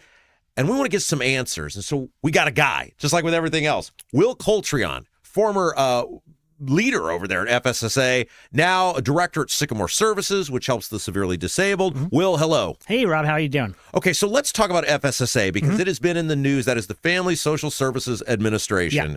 They are in charge of making sure that, again, the most vulnerable amongst us, the severely disabled, the elderly, people who can't care for themselves, get the care. There's been all sorts of budget cuts. There's been all sorts of changing in how something we talked about for years, how loved ones who have kind of made their mission to stay at home and take care of their sons, their daughters, their brothers or sisters, the funding that they got cut. What is going on with FSSA? You worked there for years in the state of Indiana. They stopped listening to experts. They stopped listening to families. Listen, I understand we need to be good stewards of our finances, but whenever you're the entity, the only state entity that is around to help people with significant disabilities, your first concern has to be the people, and that just isn't the case anymore. It used to be we had leaders who, when it was time to do the hard thing or the right thing, we knew they would choose the right thing, and that unfortunately hasn't been the case. Is there a lack of money, or because they said we got to do all these cuts, we've overspent, we're this much in debt, we've seen it with the Medicaid stuff as well. Is it there's a lack of money, or is it the way they've managed the money? You know, I understand money's not endless, so we have to be good stewards of that money. That being said, there are opportunities that our state isn't taking. There are what? So there are different Medicaid waiver programs. We have a Medicaid waiver program right now, which we just don't use a lot of money from the feds. We can take more money from the feds and use it in the Medicaid waiver. Is there something bad about doing that? Like if somebody's going to hand you money, like is there restrictions we don't like? Why wouldn't we do that? You know, I think that the main issue now is that the leadership in FSSA is more closely tied to the GOP, the party in power, than we've had in the past. And there is, I think it's fair to say, a Republican mindset that we don't use the federal government. That being said, when it comes to the waiver, the requirement really is more paperwork for FSSA. So I don't really see a good reason why we're not taking it, especially whenever we know there's a crisis. We need more money because there are more people in need than ever before. 18% of our population has a disability. That's a huge population that needs to be treated fairly and with dignity. So this made, really national news last year when the state came out and said, we are going to cut funding to adults who stay home, they don't work, their only source of income becomes from the state because they take care of their sons, their daughters. I think about like our sweet friend Debbie, whose son Michael is our super fan, and we love Michael. That's actually how we That's met. How you and I met. You're a big fan of Michael as well. Yeah. And he is incredibly smart. He's a great kid. He can communicate with you in his own way, but he requires 24/7 attention. His parents made the commitment to stay home, to not institutionalize him, which is great. We as a state should say, I'm a limited government guy, but things we should be supporting. I would think it would be that. The state seems to have said no because they're cutting the money that's going to Michael's parents to watch him, and they're going to eventually have to institutionalize him. You hit the nail on the head. Limited government. You're right. Government should be limited. That doesn't mean it doesn't do anything. And people like Michael, who, again, you and I, we both know, and his family is amazing. I don't know if you know this or not. Michael's no longer eligible for Medicaid. during so for those of you, Michael is, and God bless, Michael's amazing. And great guy. And by the way, Michael made me, he can work with his hand. And he painted me a picture, and every day it's in my closet. It's the first thing I see when I open my door to put my beloved shirts on that talks about. When I went to his house the first time, very prominently displayed is a picture of you and Michael. So Michael's awesome. We love Michael. I knew best hope I could be his second favorite person, but not his first. So, but I think about like the definition of disabled. He struggles to communicate. He can't talk. He's in a wheelchair. If that's not disabled and deserving of government assistance, how could that even be? So Michael has a significant disability. You're right, he's nonverbal. He uses a breathing apparatus. He uses a feeding tube. So because of that too, not only is it very difficult for him to leave the house, places like where I work now, that we do have day services for people with significant disabilities, we wouldn't have the budget or the staff to give him the adequate care that he would need. So really, only his family can care for him. Now, during his so when you're on Medicaid, obviously, as it should be, they look in every now and then and they make sure, does this person still have a disability that would prevent them from reaching substantial gainful activity, making enough money? Do they still have all the health concerns? So obviously they would do that with anyone. For some reason, during the most recent one, they found that Michael no longer meets the criteria of having a disability, despite all this. Now, here's the best part. His mom, as you and I both know, she's a bulldog. Yeah, she's awesome. She's great. She's a fierce advocate for people with disabilities, and she knows a very complex system inside and out. I worked there for 12 years. I have to ask her for some help on some things, right? Yeah. Because, like, isn't this part of the problem, right? Like, I went to the doctor today, routine checkup. You got to sign all these papers. I'm reading the stuff. I'm going, I had to ask the lady, what does this even mean? Right. And this is like just basic, can we call your pharmacist? Yeah. And unfortunately with FSSA, because we're so understaffed and that even if somebody says, at least at your doctors, if you said, what does that mean? I bet someone there could tell you what it means. Right. At FSSA, if you ask somebody, what does this mean? They're going to say, let me get my manager. But also because we have high turnover, she's only been here for a week. But with Debbie, she not only was told he was no longer eligible, it was postmarked for whenever she got it, like a couple of days before she got it. It was just a few weeks ago. The date by which she could file the appeal had already passed when she got the letter. Jeez. So Will Coltrion is our guest. He was with FSSA for years. He's now with Sycamore Services. We're talking about helping the most disabled amongst us, the most vulnerable amongst us. They cut, this is what I understand, and you got to help me make some sense of this. The state cut the money going to parents who have to watch these people 24/7. Yep. The best thing we can do as a government, as a people, is help people who already have a horrible lot in life, right? Live the best life possible. Yep. They then say, you're not going to get this money, which the logical thing means then, well, if I'm not going to get the money there, I got to get it somewhere else. Then nobody can watch this kid. Do we want our people going to these institutions? What are we doing? So I believe that we do want them going to the institutions. And here's two reasons why. Why do we want them to go? Why do I believe that? Why do we want them to go to the institutions? Frankly, the only thing I could think of is lack of empathy or lack of historical knowledge. Because what we know from these state-run institutions that we had up until the mid-'80s was that people were abused. People were mistreated. My fear is that if we were to reestablish an institution with the mindset we have today of cutting corners, saving money, it would be even worse. But I do think that it's a big reason why. Todd Rokita, our Attorney General, he just recently pulled ourselves out of a lawsuit. It was called the Section 504 lawsuit. I believe 17 states were involved. The initial reason why he wanted to file this lawsuit was because Section 504 does a lot of things. It is the first sort of big civil rights law for people with disabilities. And that is really what sort of started the idea of getting people out of institutions, saying you can enforce them. It also provides protections inside of a school. Now, he wanted to get out of Section 504 because there was a requirement during the Biden administration that those who identified as transgender would qualify as having a disability. You could have that debate if you want or not, but that language was taken out as soon as Trump took office. Okay, right. Rokita stayed in the lawsuit after it was taken out. 8 other states came out. So then it was a 9-state lawsuit. Me and several other advocates, when I say several, thousands of advocates, we were emailing, calling him every day, trying to alert the media, letting them know. He is now involved in a lawsuit saying that the entirety of Section 504 is unconstitutional. And the reason is? they think that you should be allowed to institutionalize folks. Now, here's the good news. Rokita finally, they came to their senses and they did come out of the lawsuit. What's really disappointing is it's been reported as we are out of this lawsuit because they changed the language around transgender.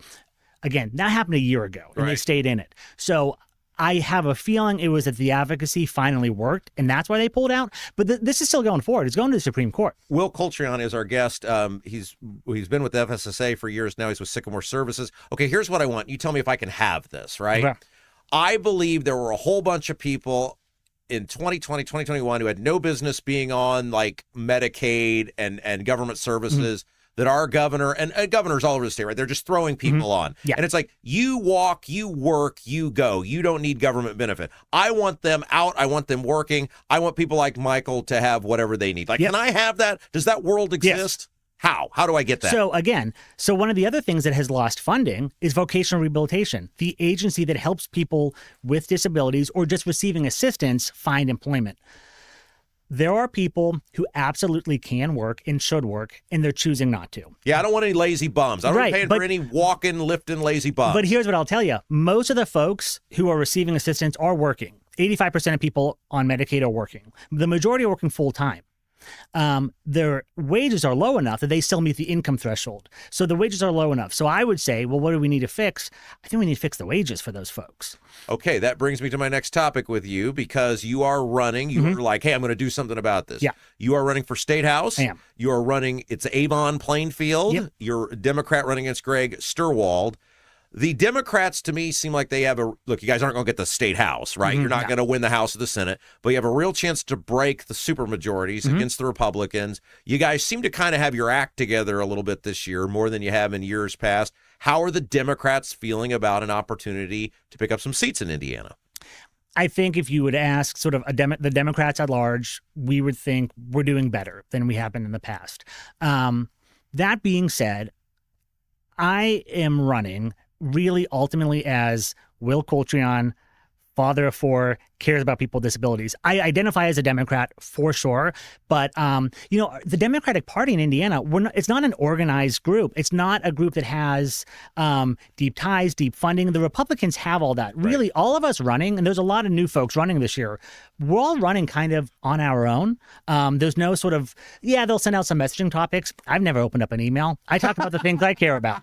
Okay, so let me ask you about that, because you're a nice guy. You're normal. You look great in a suit. You're talking about issues that are important to people. Yeah. You got some squirrels out there. Yeah. And my concern for the Democrats is that the squirrels get the headlines, the squirrels dominate, and then it makes it hard for a guy like you who's trying to have a normal conversation to get traction. Yeah.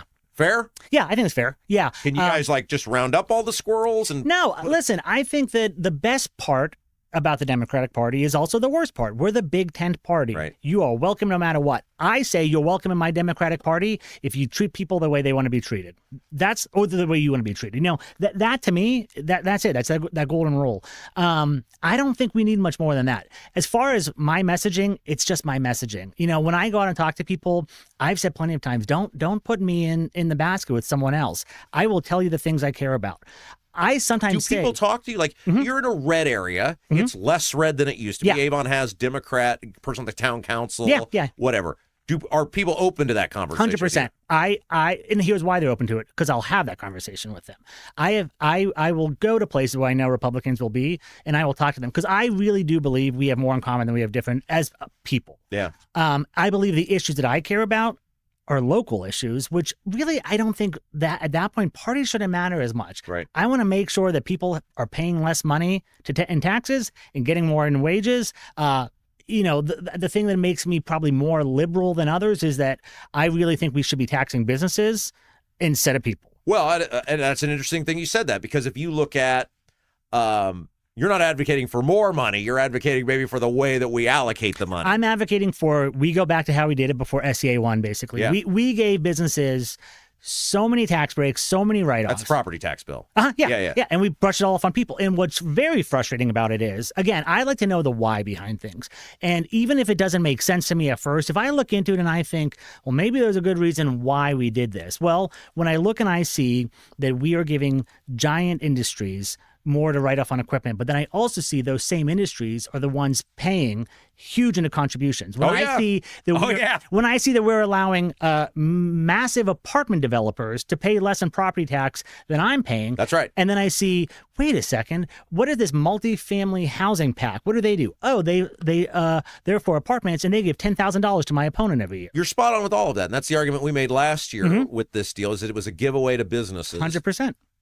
Why can't the Democrats have an organized message like that? I know you say it's a big tent, but if you guys are running around the state going, hey, we're lowering the utility bills and we're fixing the property taxes, there's a lot of people be like, great, sign me up for that. Why can't there be an organized message from the Democrats? Again, I think it's because we're a big tent and we welcome all ideas. But what I would always say is, at the end of the day, whenever you elect a person, you're electing that person to represent your community. So when I'm talking to folks in my community, I will tell them, here's what I'm going to stand for. And I will also be frank with them and say, listen, at best, we're going to break the supermajority. So some of what I'm telling you is going to take some time to get done. Right. So people always ask me, are you a progressive, or are you a more moderate Democrat? And I always like to say, I'm pragmatic. I get it. What we're doing here is we are bringing in new ideas into a state. So we need to say, here's where we're going towards. Here are steps we can take along the way.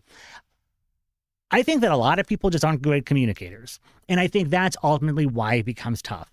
But I don't think that's just a Democrat issue. I also think it's a Republican issue. I mean, again, I look at contributions. I really like looking at the contributions of those that I'm running against, and really anyone who's running, and seeing who's giving them funding and where are they putting their funding. The amount of people that are taking funding from businesses and paying for consultants, to me, that tells me everything I need to know. Consulting's a big racket, isn't it? Here's why it's a big racket. I got to get in on that. I know, I do too. Because people always say to me, how do we communicate like you? And I say, I don't know, be yourself. Yeah, right. Be normal. Yeah, you got to be normal. You got to talk about things that are important to the people. But if you can't do that without a consultant, I would argue, and I don't care what side of the line you're on. Yeah. There are Democrats doing this too. If you can't talk about the issues that your neighbors care about in a way they understand, you probably shouldn't be running for office. Will Coltrion is our guest. Couple minutes left with him. So you have a convention. You're a delegate, right? Yep.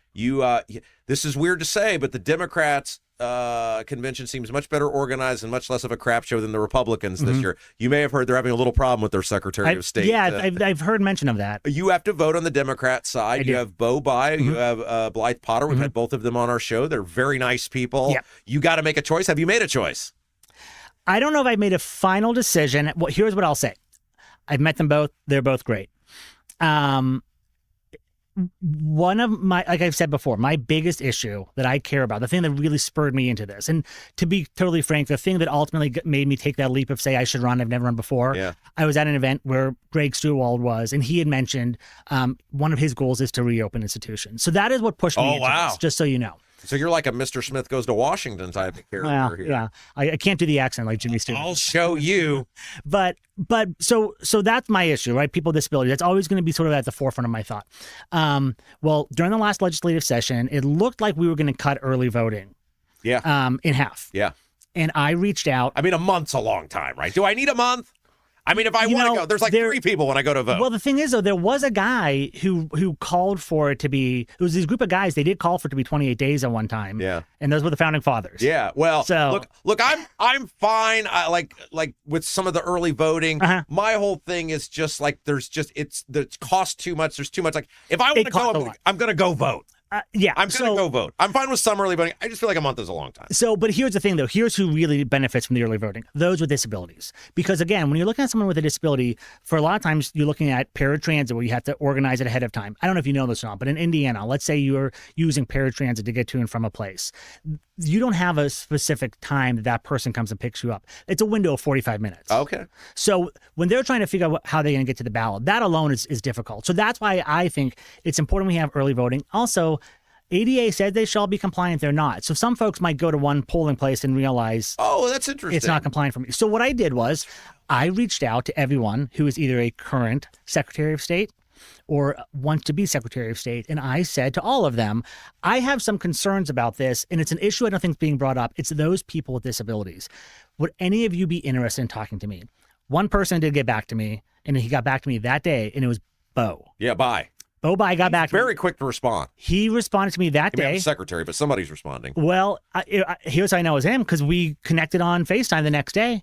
And not only did he listen to everything I had to say, he sat down with a notebook, wrote down every issue I was bringing up, and then he came up with some ideas. And then I saw him a few days later at an event, ran towards me to say, "You're not going to believe it. I met another person who was telling me the exact same stuff about these disability issues, and I'm so glad I was able to point them in the right direction." Yeah, he's getting much better as a candidate. We interviewed him back in, I think, November, and then we interviewed him a couple weeks ago. He was like infinitely better than he was. And so I think people are going to really like him when they meet him in person if he's your guy's nominee. Yeah, he's a nice guy. Yeah.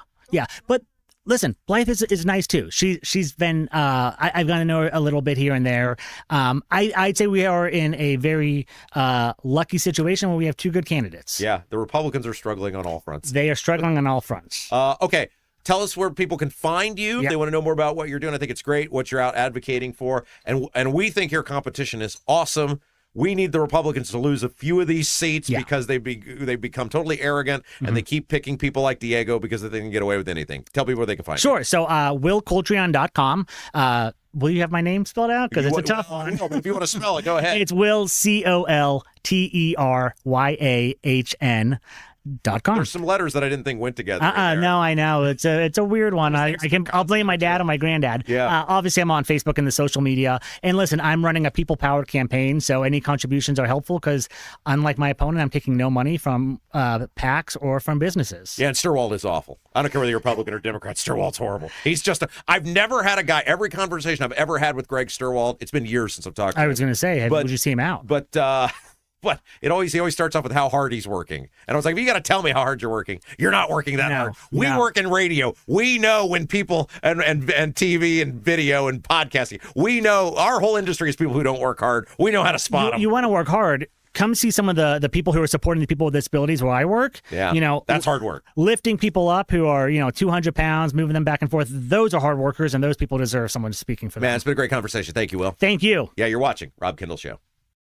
Is your driveway showing signs of wear? Freeze-thaw cycles, road salt, environmental buildup like mold and dirt can all cause unsightly damage that can end up in an expensive repair. That's where Seal Now comes in. Seal Now are the clean, seal, and stain professionals that can help you protect your outdoor surfaces. Got a worn-out fence or deck? They can revive the look while providing long-term protection. Call today, 317-548-2002 or visit sealnow.com. Not only will you get a free estimate, but mention you heard about Seal Now on the Rob Kendall Show and receive 20% off any long-term sealing project. Industry experts address moisture intrusion, failing foundations, masonry deterioration, and more. From preserving historic landmarks to addressing modern building envelope issues, Bramwell Mackay delivers full-spectrum service with white-glove professionalism. In Indianapolis, call 812-33-BRICK. 812-33-BRICK. Your bathroom fan could be secretly costing you thousands of dollars in damages. Most people don't even know this until the damage is done. With over 18 years of bathroom remodeling experience, here are 3 signs your fan is failing you without spending a dime on inspections. Sign number 1 is if you have foggy mirrors after you shower. This shows that your fan isn't pulling out enough moisture, which creates the perfect environment for mold. If you have a properly functioning bathroom fan that is the right size for your space, you shouldn't see much fogginess on your bathroom mirror at all. Sign number 2 is if you have bubbling, cracking, or peeling paint in your bathroom. This means moisture is soaking into your walls, slowly breaking down drywall, and even causing the wood framing behind it to rot. Sign number 3 is if you have mold buildup on your fan, ceilings, or walls. This is terrible for your health, but also could wreck your bathroom, costing you a fortune. If you're noticing any of these signs, here's what you can do. Call Vent Savvy today at 317-300-4434. That's 317-300-4434 and mention Rob for a free attic inspection.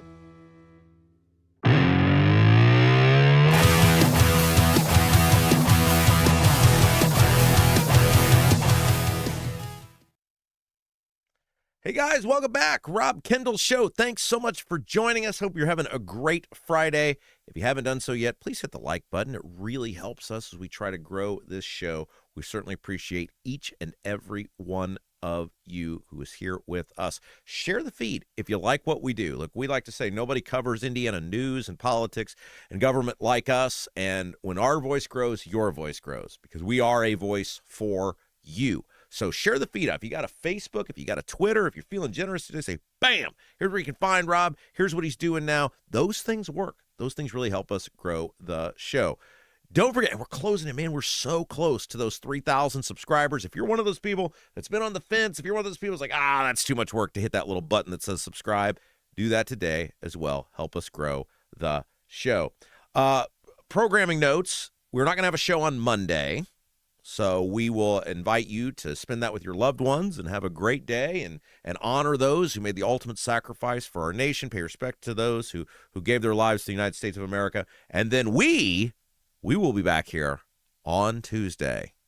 That's our commitment to you, doing this show 3 hours a day, Monday through Friday, unless there's one of those special holidays like Memorial Day. All right, so we'll get back to the Diego Morales, Secretary of State stuff. We'll get back to that here in just a little bit. But first, a couple of polls out that I thought were interesting. And look, guys, I think polling is so interesting.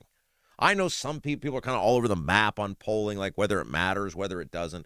I think polling is absolutely fascinating because I enjoy going back and looking at polling over a period of time, right? Like I enjoy going back and looking at, hey, how is a flip book, for lack of a better term, how has the character moved over periods of time? And it can really tell you how people across this country are feeling about certain things. And so Quinnipiac, which is a known polling firm, and Fox News both have polls that are out, and I wanted to work through some of them. And it goes back to, one of the reasons I want to work through them is it goes back to what I talked about the other day on the program, which is there seems to be a real disconnect between Republican primary voters and the general election voters that are going to weigh in across the country in November.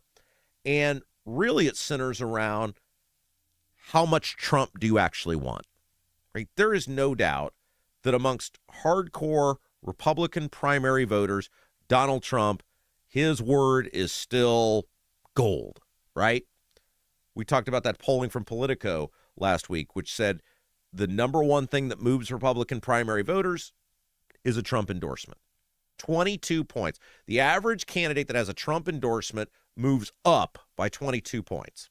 Not in every case, but on average. But across the country, it's the exact opposite. People are turning away from Trump, and I'm going to be fascinated how this squares up in the fall, in which Republican primary voters seem to be saying more Trump, more Trump, more Trump, more people will be loyal to Trump, more people will do what Trump wants. It's not even about policy anymore. It's about just Trump versus the American public who appear to be saying, look, there's a lot of time between now and November. What is it?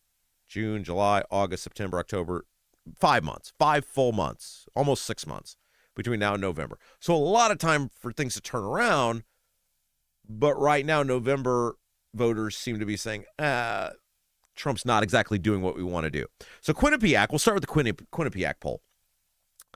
Quinnipiac University asked people, as of right now, generic Democrat versus generic House, who do you want to have the House of Representatives? Democrats or Republicans? 50% of the people surveyed said they want the Democrats to take control of the House of Representatives. That is compared to 39% saying the Republicans. That's a wide gap, guys. Polling is usually off. It could be off 2-3 points. That can be overcome. 11 points is a lot. That's a very sizable advantage right now for the Democrats. When asked about Trump, 34% of Americans approve of the job Trump is doing.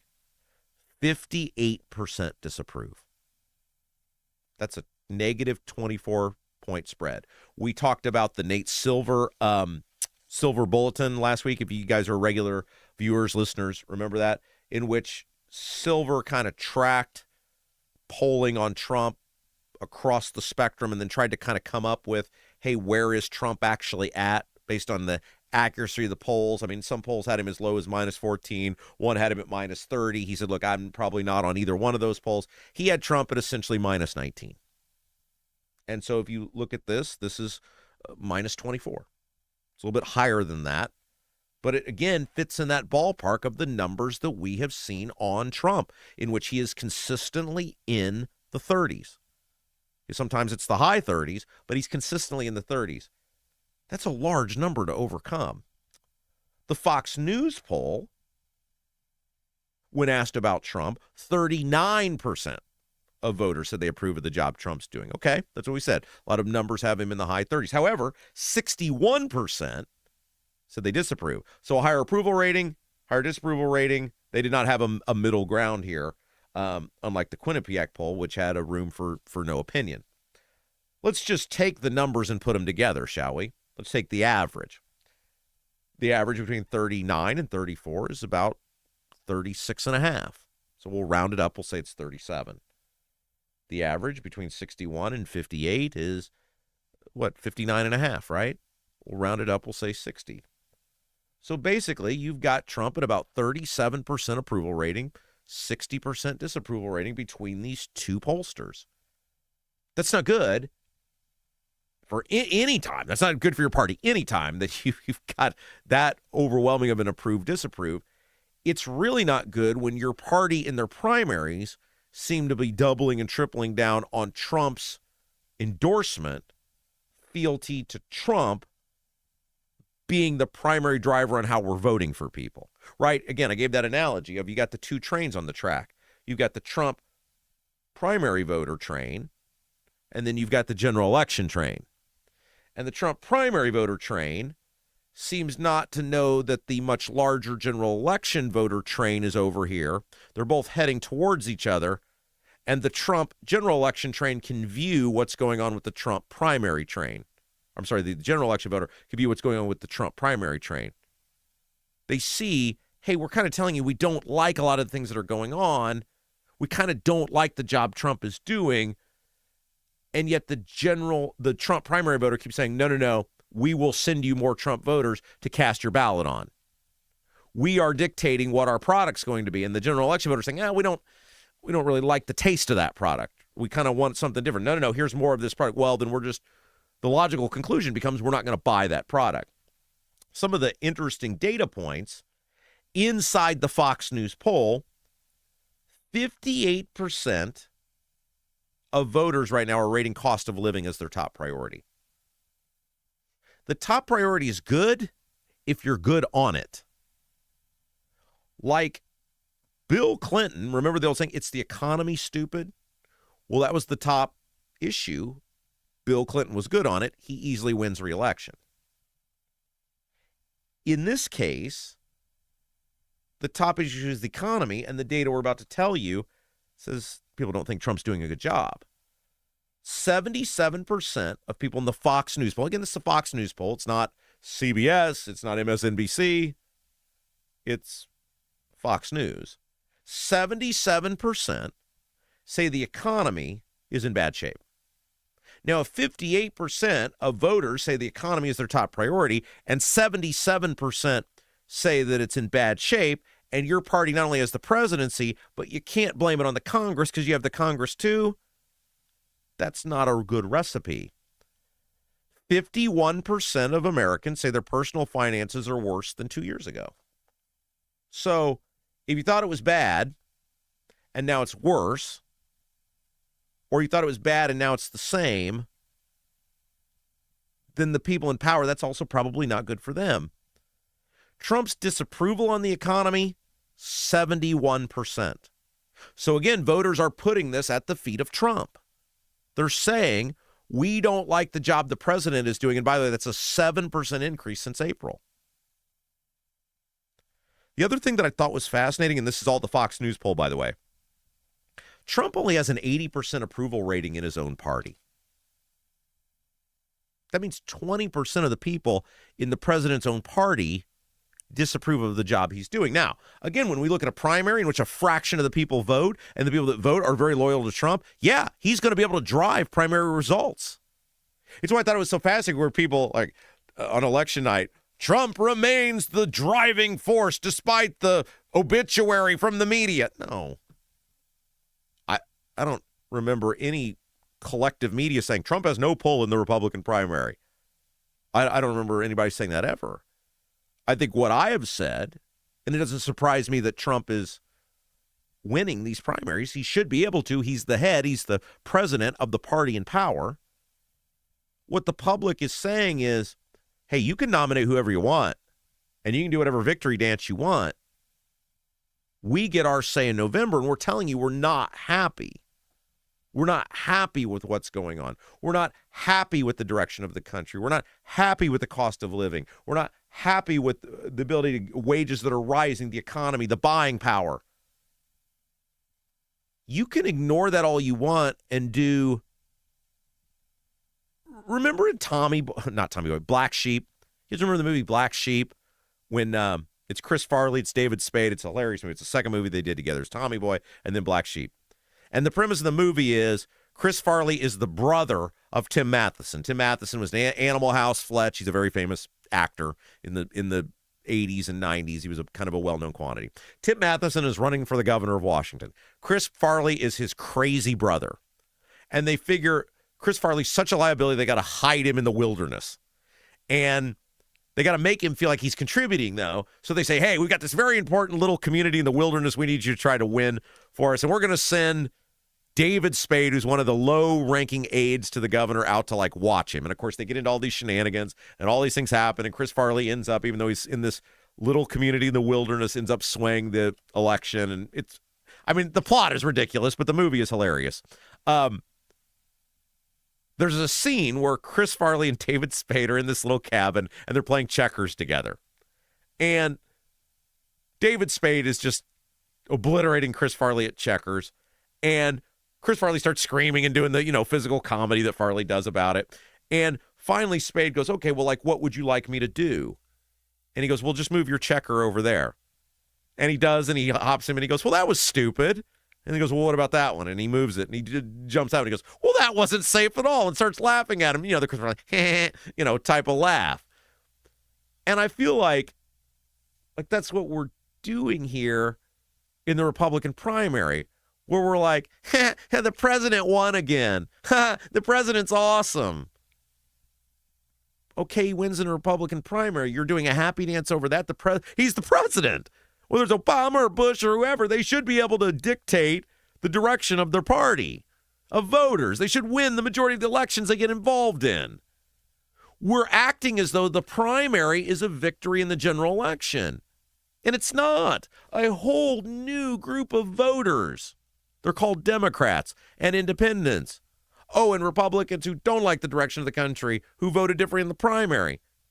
They all get their say in the fall, and I just think it is such a fool's errand to be putting our head in the sand when poll after poll after poll is telling us, hey, Trump is very unpopular amongst the American public as a collective, to be saying, well, look at him dominating in the primary. No, the media, they're lying to you. They can't lie in every poll.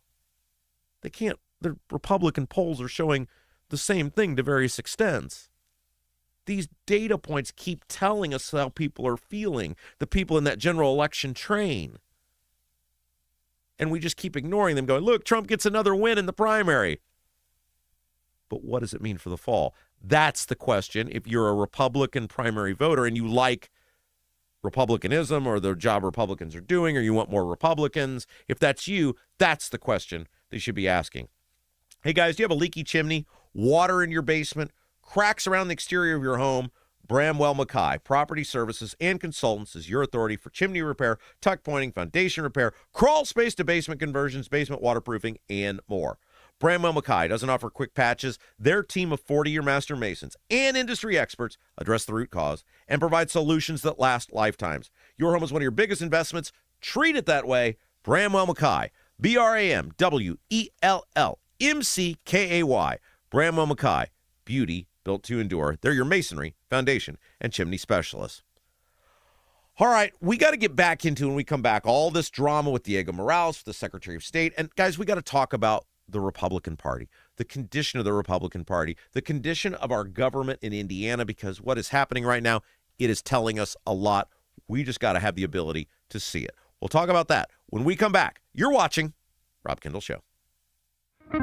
If authentic wood-smoked barbecue is your thing, Double D's Barbecue in Clayton is the place for you. Owners Dennis and Tina Duncan, along with their son Garrett, are from Memphis. So when it comes to barbecue, they're not screwing around. No pellet smokers, no roasters, just authentic wood-smoked Memphis-style barbecue. All of Double D's food is cooked fresh daily, and it's all made from scratch. Double D's Barbecue, located at 40 and 39 in Clayton, is open all day Wednesday through Saturday, but get there early because once they're sold out, they're done. Check out the full menu, ribs, brisket, and more at ddbbq317.com. Buying a home or thinking about refinancing? Work with someone local who understands the central Indiana market. Gary Tedrow with Verity Mortgage helps homebuyers and homeowners explore options for purchasing, refinancing, or even consolidating higher interest debt through their mortgage. Gary's approach is simple, clear advice, and personalized guidance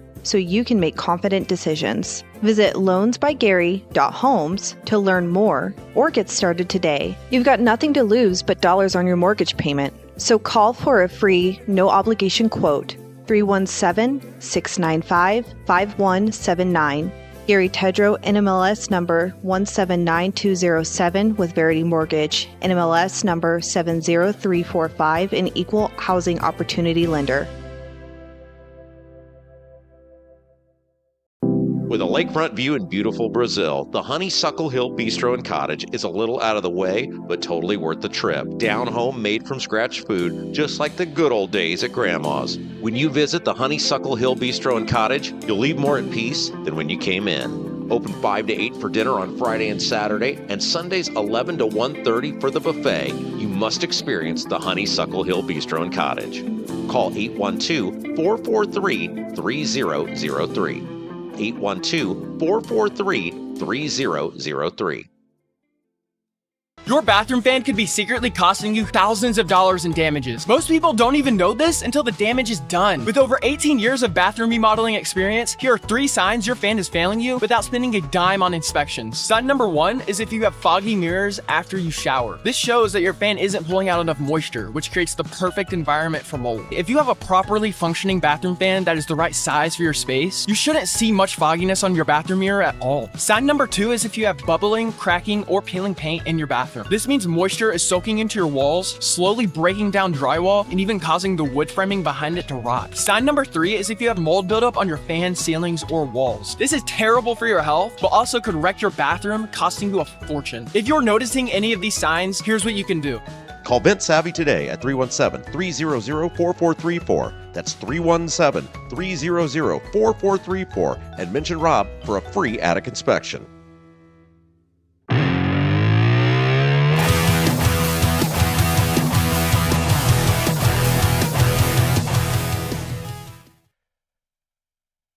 Hey guys, welcome back. It's the Rob Kendall Show. Thanks so much for joining us. Don't forget, you can find me on Twitter at Rob M. Kendall, at Rob M. Kendall. We'll be off Monday, so 3 days away. We keep a lot of these conversations going on over there. It is the long weekend, and Friday and Saturday, if you're looking for something different, tonight, tomorrow, for lunch, for dinner, check out our friends at Double D's Southern Barbecue in Clayton. Memphis style, authentic Memphis style, wood smoked barbecue. That's what they do. Fridays and Saturdays, the catfish, that is their special. And it is the good stuff, right? It is the good stuff. The Memphis style catfish, not that crap you get at the store.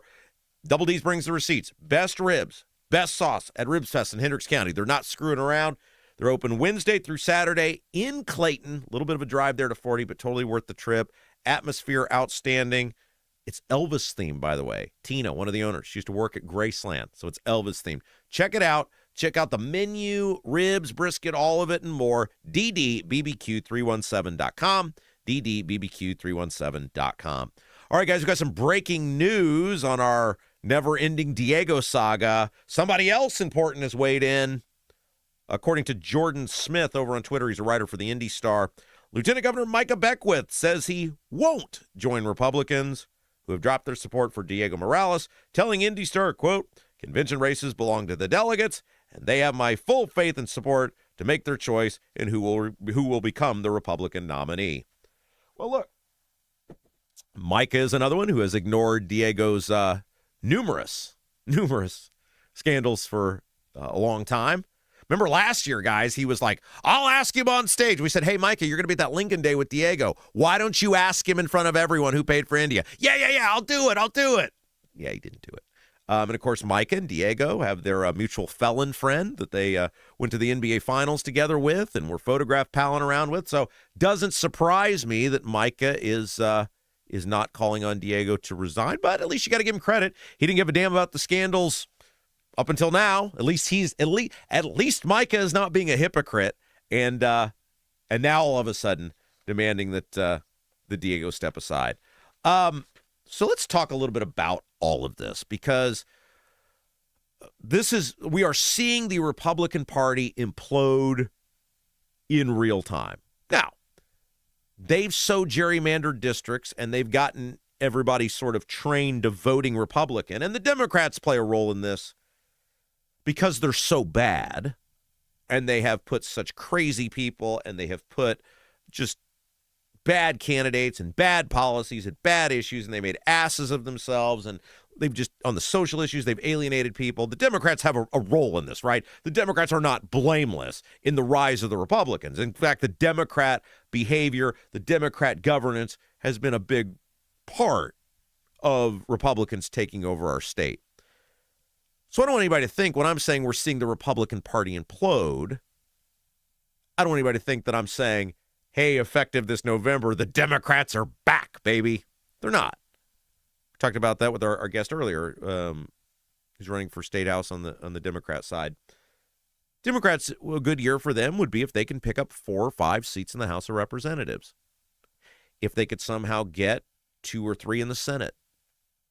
But the big prize that is out there this year, and it is obtainable, is the Secretary of State's office. That is what all of this is about. It is about Bo Bai and the Democrats getting the Secretary of State's office and having some sort of platform, some sort of footprint to be able to, over the next decade, and it's going to be a long slog if it happens at all. I don't want anybody to think that I envision a world where within the next 5 years the Democrats have control of Indiana government. It won't happen. But they can, little by little, begin to piece some level of relevancy back to their party in Indiana government. And Bai's election is a big part of it. And so when I talk about the Republicans imploding, I don't talk about an implosion from the standpoint of, oh, man, it's over for them. They're going to be in the minority next year. No, not going to happen. But when I talk about the implosion, I'm talking about the finally pulling back the mask. Finally having the big reveal. Finally showing everyone, here is who we are. Here is what we represent. Here is how we've governed. And here's who our people are that we have condoned, that we have gone to bat for, that we have made excuses for, that we have belittled, demeaned others who have raised questions about. Look, it's not the fault of Diego being the nominee or the delegates of the convention in 2022. And if you guys remember from the old radio show at the time, I was screaming at people, you can hate Holly Sullivan all you want and send a message to Holcomb. That's wonderful. Ain't no problem with that. Sign me up. You guys are all right. What I said in 2022, though, is this is 100%, 100% the wrong guy to send this message with.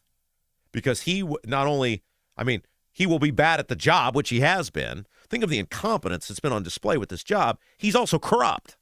He's rotten. He's awful. And that's why I said to people, I said, look, you have a super qualified candidate in David Shelton, who was running in 2022. I said, if you want to send a message to Holcomb and Holly Sullivan, great. I'm all for that. Do it with Shelton because he's actually good at the job. He's a clerk. He knows how to do the job. The fault of Diego being the nominee rests in the delegates who nominated him. But the fault of the behavior of Diego the last 4 years is the people who have condoned it, turned a blind eye to it, allowed it to happen, thought it was funny, laughed about it, did nothing about it. Yeah, it's on you. If you give a bank robber a gun outside of a bank, you can't be outraged that the guy robbed the bank. Everybody knew what Diego was when he got in there. Look, we had Diego on the old radio show in the spring of 22.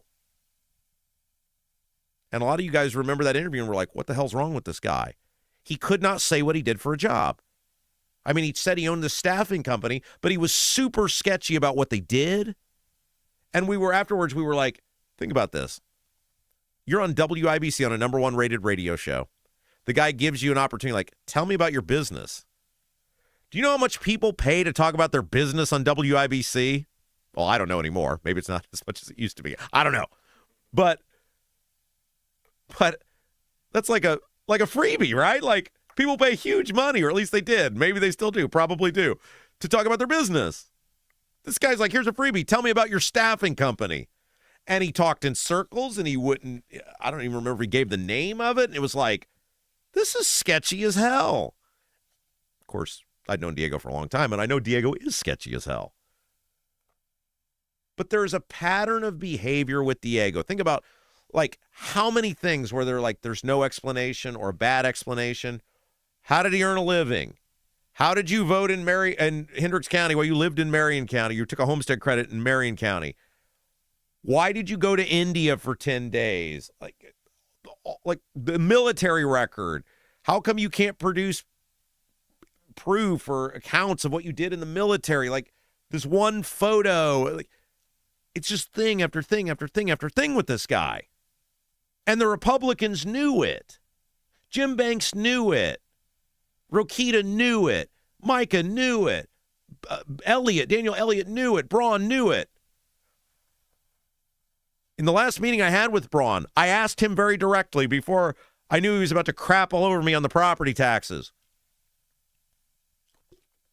The very first thing I asked him last year, sitting at State Party headquarters over there in Ohio, I asked him, I said, before we begin this little powwow about property taxes, what are you doing about Diego? Because the India trip had surfaced.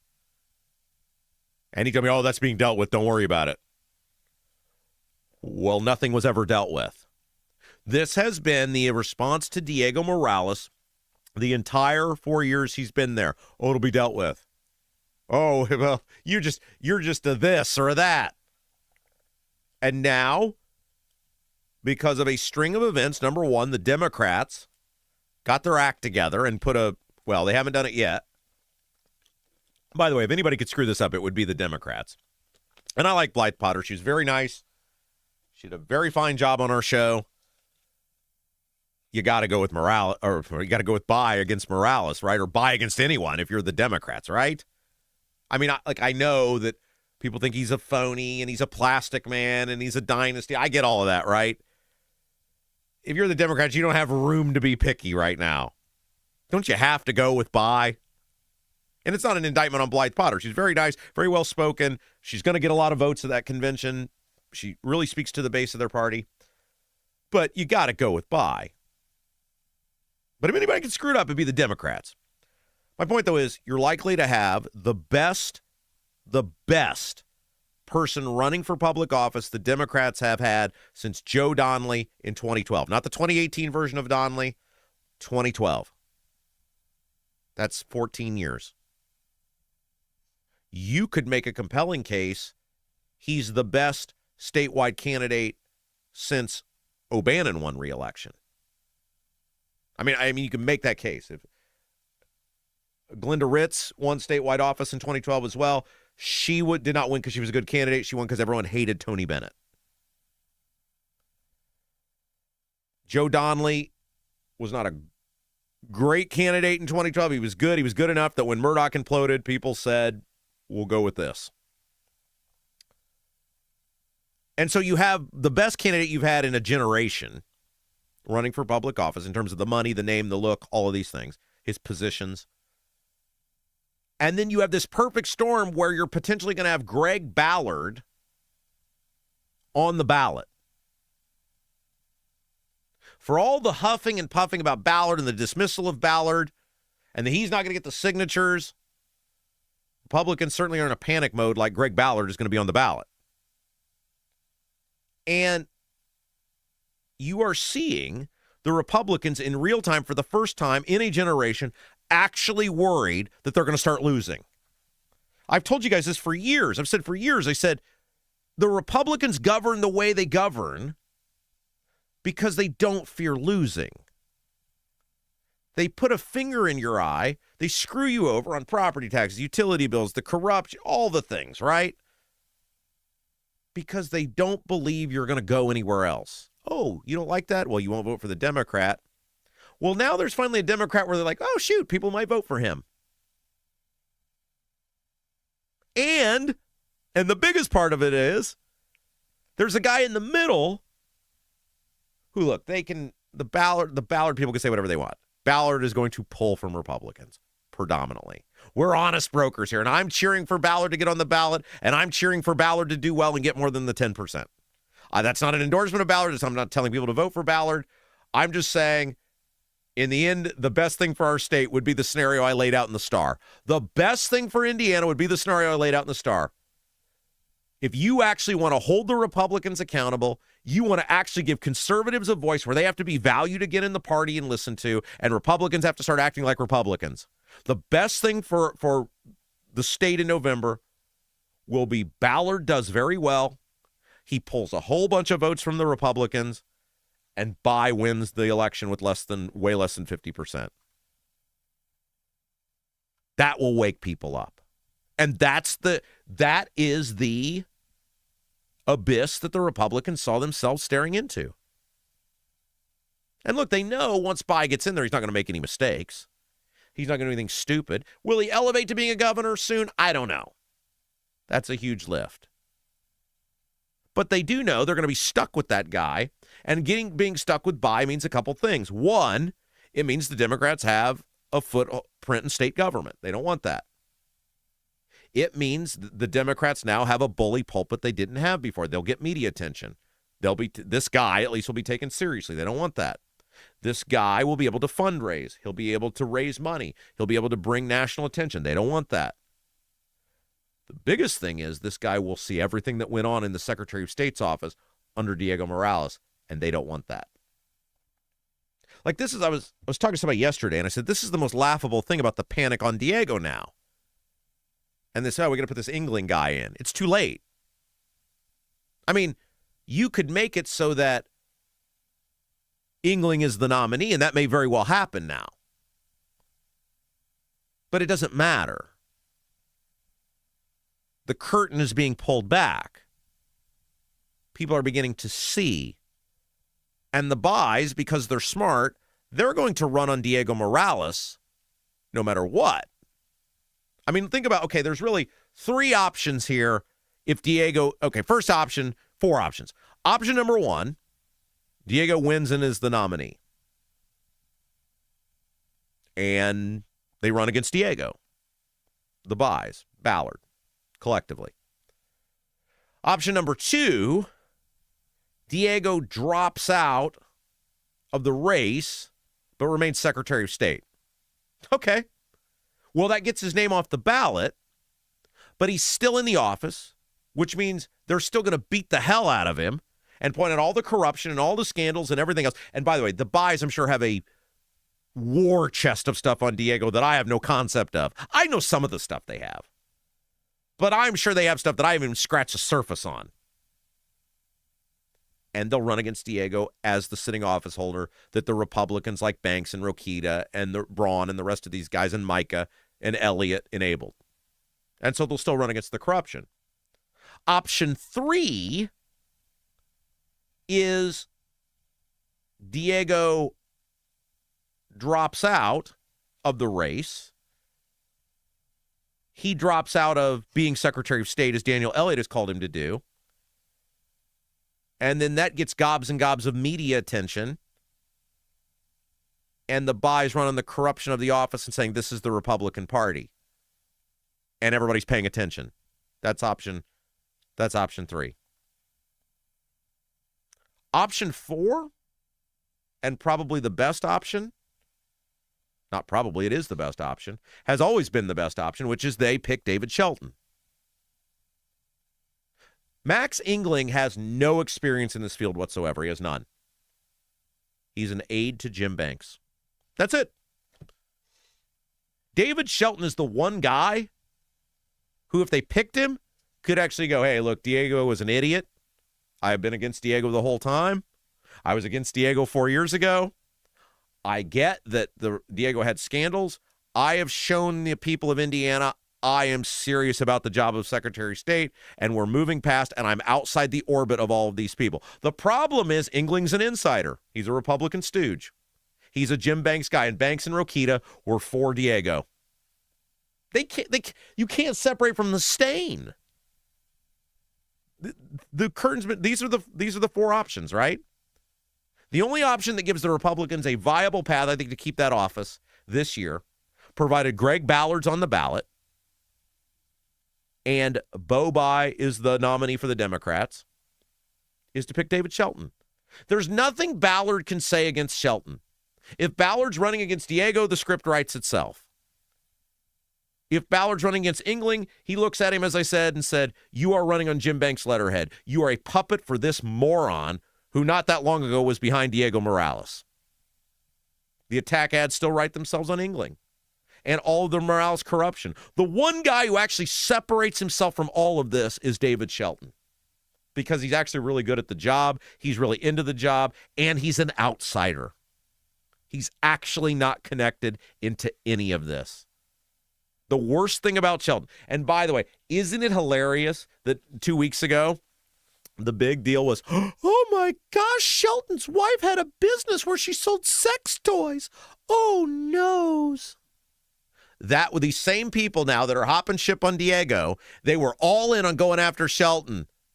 The moral shortcomings of this man. The Republican Party won't stand for it. We're Morales people. Oh, okay. Where's that at now?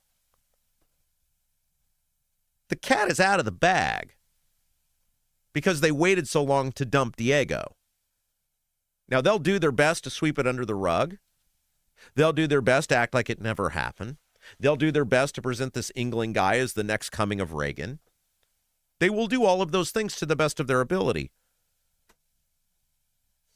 But I'm not sure it's going to work this time. There's so many things working against the Republicans that are lining up to work against the Republicans that haven't happened before. I mean, the key to all of it is Ballard getting on the ballot. If Ballard fails to get those signatures, none of this will matter. They'll probably be able to pull it off. And if it's Bai against, look, I think if it's Bai against Morales, Morales would have a 50-50 shot of winning just because so many people hate voting for Democrats and won't vote for Democrats. If it's Bai against this Engling guy, he'd probably win. But we'll see. A lot of moving parts. But what you can't forget, because we're going to go through a cycle here with Memorial Day where there won't be a lot of coverage on any of this. And the Republicans want the story to go away. You can't forget the hypocrisy of all of these people. They all lied to you. They all knew they're lying to you now. They all knew exactly what Diego was 1 year ago, 2 years ago, 4 years ago. And they went along with it because it was best for them because of the money that touched Diego, and they didn't want to risk cutting off the pipeline. Once Diego's scandals became too great and they couldn't hide them anymore, then they had to cut bait. That's what they're trying to do now. But they're trying to cut bait in a way in which the scandals don't actually get revealed. Diego's not going along with it yet. As long as Diego doesn't play ball, they're probably not going to be able to get away with it. Hey, guys, buying a home or thinking about refinancing, work with someone local who understands the central Indiana market. Gary Tedrow with Verity Mortgage helps home buyers and homeowners explore options for purchasing, refinancing, even consolidating high-interest debt through their mortgage. Gary's approach is simple. Clear advice, personalized guidance, so you make the best confident choices. Visit loansbygary.homes, loansbygary.homes, or call 317-695-5179 to learn more and get started today. You got nothing to lose but dollars on your mortgage payment. So call for a free, no-obligation quote, 317-695-5179. Gary Tedrow, in MLS, number 179207, with Verity Mortgage, in MLS, number 70345, in Equal Housing, opportunity lender.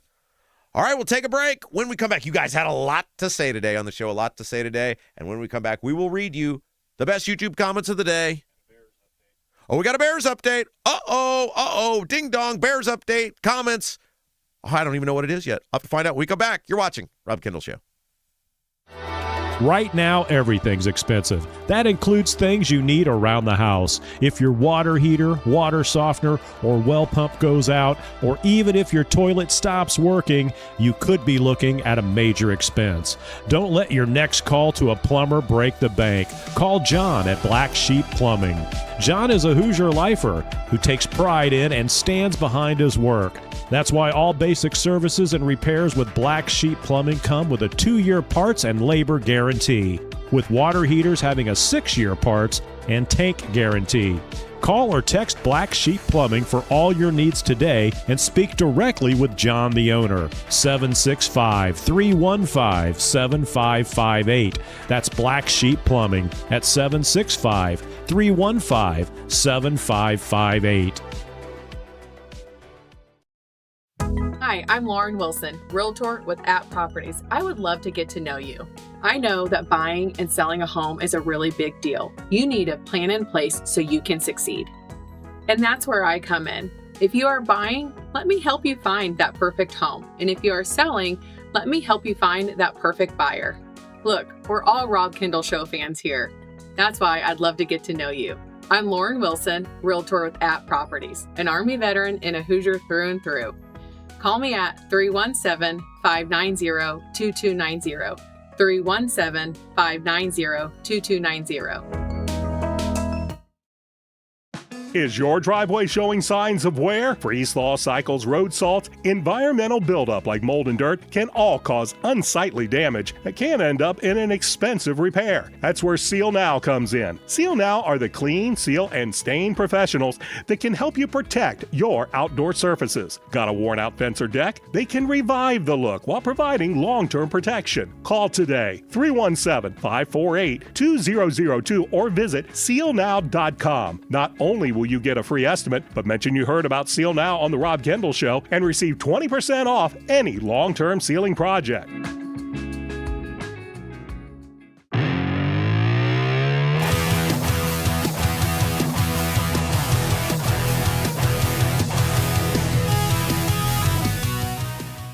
All right, hey guys, welcome back. It's the Rob Kendall Show. Update on the Bears Stadium here in just a moment, but first, guys, pay attention to your bathroom fan the next time you turn it on. If it sounds like a jet engine or you can barely hear it at all, chances are it's not working the way it should. A lot of these fans are either worn out or were never installed properly to begin with. So instead of removing moisture, getting it out of your house, they're just moving noise. Vent Savvy, our guys, Vent Savvy, they've been with us since the beginning, specializes in upgrading, connecting bathroom ventilation the right way. Go to ventsavvy.com. VENTSAVVY.com. They're huge supporters of our show. John, the owner, awesome dude. And find out if your fan is actually doing its job. Vent Savvy, VENTSAVVY.com. All right, update on the Bears Stadium. You got to give the city of Chicago credit. The mayor, Brandon Johnson, is his name. He's a moron. But he has entered full on, I will not be ignored, Dan. Like he is Glenn Close with the boiling pot of water on the stove, right? The Bears have said repeatedly, it's down to Hammond and Arlington Heights. They said a long time ago, Chicago, you done. We tried to make it work. We had a long relationship. You know, it's like the long relationship and the breakup. Hey, we had some fun times together. We've been here since 1920, right? The Decatur Staleys, that's when they started in Illinois. We've been here a long time. We had a great time at Wrigley Field. We had some fun at Soldier Field. But look, we're all getting older now. I found a younger, hotter model to go out with. I can't waste any more time with you, Chicago. But I'll do the liposuction and the boob job and all the things. No, I'm sorry. You're not 25. She is. And in this case, the 25-year-olds that the Bears are choosing from are Hammond or Arlington Heights. So Chicago came back again, and they said, it's not over. We're not giving up. The Bears once again emphatically said, yes, it is, Chicago. It's over. We'll make the choice soon. It's between Arlington Heights and Hammond. And the Bears laid it out. They basically said, look, it's a land use issue. They said, we initially wanted to stay in the city of Chicago. We laid out several options on land use. You guys wouldn't go for it. You guys couldn't make it work. The places you guys kept sending us, they weren't working for us. We couldn't make them work there. We're done. And so you got to give the mayor of Chicago credit, though.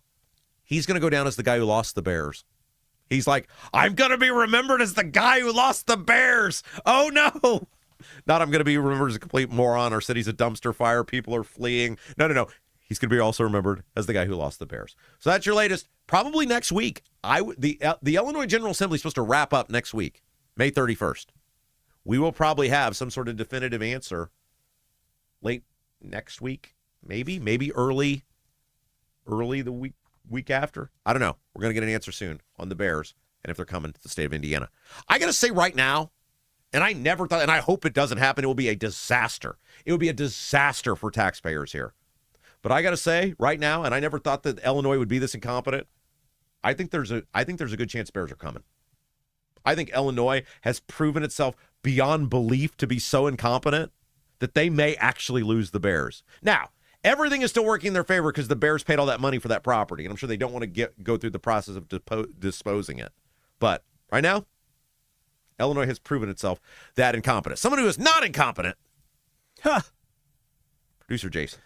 Thanks for that vote of confidence there, Rob. It's your time to shine. It's the best YouTube comments of the day. All you got to do to comment in our YouTube chat, which is a fabulous community, is subscribe to the channel.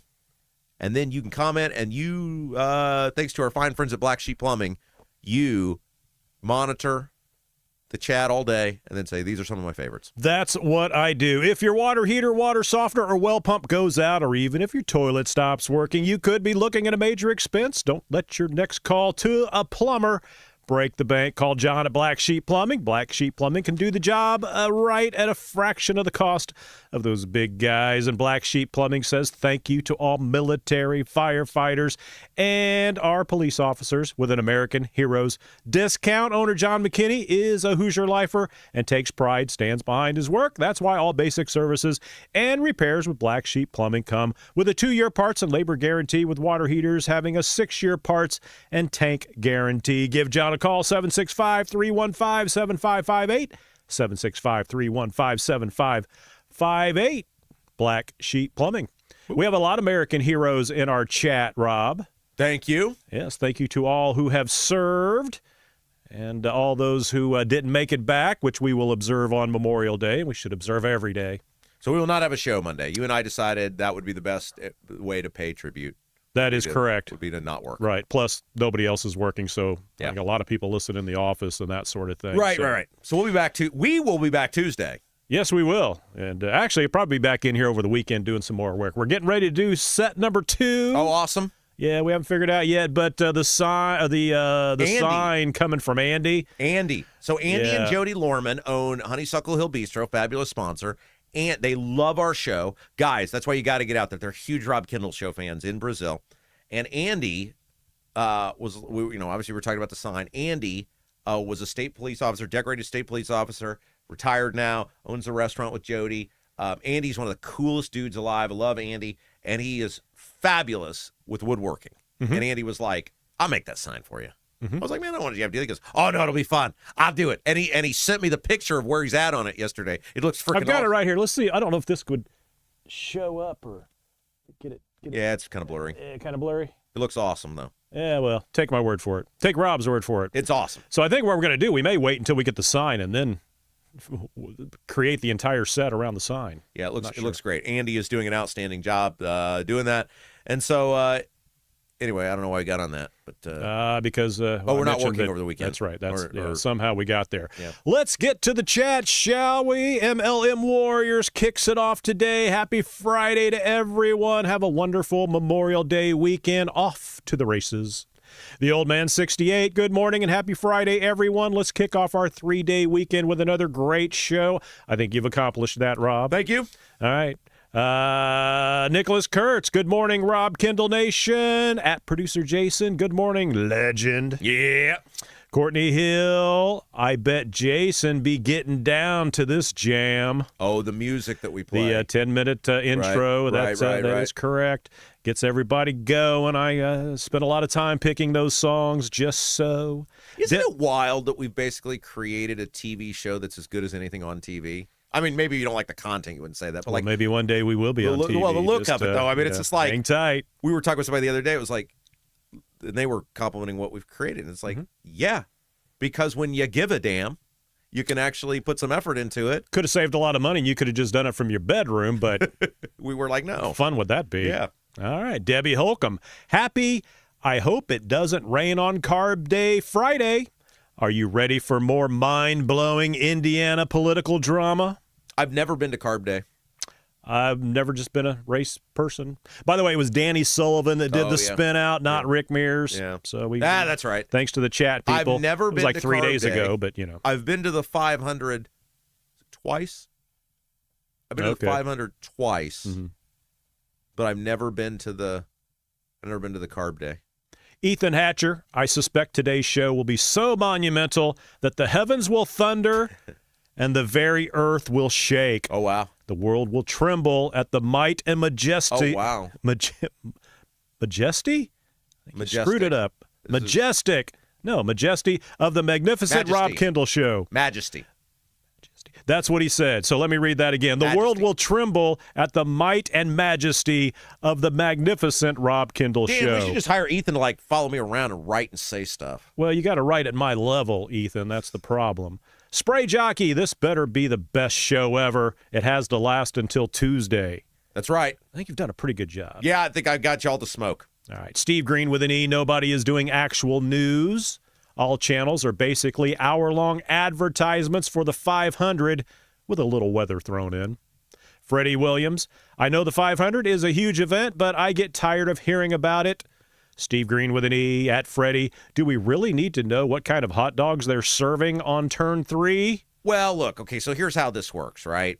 First of all, okay, a little behind-the-scenes stuff. Jason will back me up on this. Number one, these big events, especially the 500, every year, they're an easy sponsor sell. Sure. You can just get local businesses. I'm doing this thing for the 500. People want to be associated with the 500. They don't even care what it is. Okay, boom, there's, dollars go to it, right? But are people really listening? No. I'm not saying that. I'm just saying, from a, look, we're in business to make money, right? Sure. And since the track didn't advertise with us, yeah. But my point is they do it because all that stuff is easily sellable. It's not about the listenership. But that's why they create all this programming around the track, around the 500. They can go to different businesses and then say, hey, would you be willing to sponsor whatever thing we're doing? Okay, yes, great, thank you. But, bada bing, bada boom. It's not about whether there's tons of people listening or not. By the way, are you guys watching the race or are you listening to it on Sunday? What are you doing? Because the blackout is lifted. I won't be doing either of those. You're not going to watch No, I mean, I don't care. I mean, I just don't. But it's the pageantry, right? Back when, Andretti, Unser, their kids, all these people were racing. You knew who they were men. It was okay. Now they're just a bunch of 21-year-old kids running around in go-karts. I mean, that's just the way I look at it. But it is the pageantry of it. I understand, but I just... the pre-race Like stuff. the Kentucky Derby. I just don't... Doesn't do anything for me. The Indy 500, the Brickyard, I'm just not a... I mean, I understand the whole thing, and I don't have a problem with everybody else celebrating it and enjoying it, and it's a day off and all that, but, the next day's a day off. But I'll probably watch Netflix. Now, last year was quite a year because they had the Eastern Conference Finals and the race on the same day. True. And right. Now, see that, of course, watched the basketball game. Yeah. Didn't pay attention. I remember going, Ben Vermanik and I went downtown last year, and the whole city was empty. I think it was a road game for the Pacers. Was it a home game? I'm not sure. But the whole city was empty because everybody was at the track. So as long as you got to downtown before the track let out, you're like, well, you just don't want to be living on the west side of Lafayette Road and all that stuff. I remember those days. But like Jeff Gordon said, none of it matters till the final 10 laps anyway. Yeah. All right, Steve Green with an E. Oh, I'm sorry. At Real Cowboy Chris. Real Cowboy Chris. There you go. Long-time listener, first-time chatter. Welcome. Good morning, everyone. Welcome. Welcome. Real Cowboy Chris and Steve Green with an E. Welcome aboard, Cowboy. And many others welcome Cowboy in. We'll skip all that. And we should point out. Hopefully Cowboy was felt welcomed. We showcase the chat because we get hundreds and hundreds and hundreds of people. Yeah, yesterday was almost 800 comments, which is crazy. So we just thought that would be a great way to wrap up each program by showcasing the fine people, the thousands of people who tune in each day. Well, it gives us an opportunity also to see what people are interested in. Almond Joy Tempo, she had her gallbladder taken out yesterday. Oh, wow. Or he. Is that a she? I'm not sure. Yeah, there we go. There you go. They had their the gallbladder taken out yesterday, and says, I broke up with my gallbladder. Yeah. It looked like a torta-filled Yep. with, okay, okay, that was disgusting. We'll okay. pass up on that. So I didn't read the whole sentence before I checked So it. I have some experience But, with the gallbladder coming out. Okay. Gabrielle had this. Oh, okay. When Gabrielle and I, before we were married, Mm-hmm. this was early on when we were dating, Mm-hmm. she it was late at night. She gets out of bed. She goes to the bathroom. She lays on the floor. She goes, I think I'm having a heart attack. Oh, my God. And I'm like, you're 22 years old. You're not having a heart attack. She's living with Rob Kendall, though. It's like, you're 22 years old. You're not having a heart attack. She said, I really think I'm having a heart attack. I said, okay, well, I said, then we need to go to the doctor. She goes, no, I don't want to do that. I said, look, you got two options. If you think you're having a heart attack, which you're not, but if you think you're having a heart attack, if I take you, it's going to be much cheaper than if the ambulance has to come get you. So you're having this conversation while she's laying there thinking That's she's right. having a heart I attack. said, so get up. We're going to the hospital. Let's right? be realistic about this, honey. Yeah, I said, you're going to end up going one way or another. You might as well just let me take you and let's save all the money while we can still get there. I'm surprised you weren't worried about the gas prices. It was much cheaper back Now, then. how many gallons will it take us to get to where we're going to go? Took her to the emergency room. I check her in. She says, I think I'm having a heart attack. I was like, I'm doing this to the doctor. What she goes, I think I'm having a heart attack. She's not having a heart attack. So the doctor goes, okay, all right. They take all the stuff. She goes into the room. Mm-hmm. The doctor comes in, asks her like 2 or 3 questions, and then he pokes her to the side and goes, does this hurt? And she goes, ah! And he goes, yeah, you're going to need to get your gallbladder out. And I looked at the guy and I go, how the hell did you know that? And he goes, and this is great. He deadpans at me and goes, well, I am a doctor. And you're not. I was like, no. Like, how did you know that? He goes, just the symptoms, blah, blah. And so I know that wasn't your first question. Your first question was, how much is this going to cost us? And can we get a second opinion? We went over that on the way to the emergency room. Okay. Right. Gabrielle's mom was a nurse, so she had a pretty good insurance plan back then. But they put the thing up, the X-ray or whatever that's called, and they showed her gallbladder, and it looked like there were like these stones in there, right? Like it was like a bag full of stones. And like that thing's got to come out. And so they took it out. What the amazing thing is, they don't cut you open. They just make 3 little dots. Boop, boop, boop. I would love to know if the Almond Joy's... Almond Joy, did they dot you or did they cut you? And like, she was in the hospital longer waiting for the operation than after the operation. They do the operation, and then they're like, I'm there. They call you up. Okay, she's done. They're like, she can go home today. What do you mean she can go home today? They took an organ out. Modern technology, Rob. And so I was like, I told her, I said, honey, I said, I don't want the pressure of having to like care for you. Your mom's a nurse, right? Your grandma's experienced. I said, why don't you go stay with them for a couple of days? They did, and then I came and got her, and she was fine, and blah blah blah. So that was my somebody got their gallbladder out story.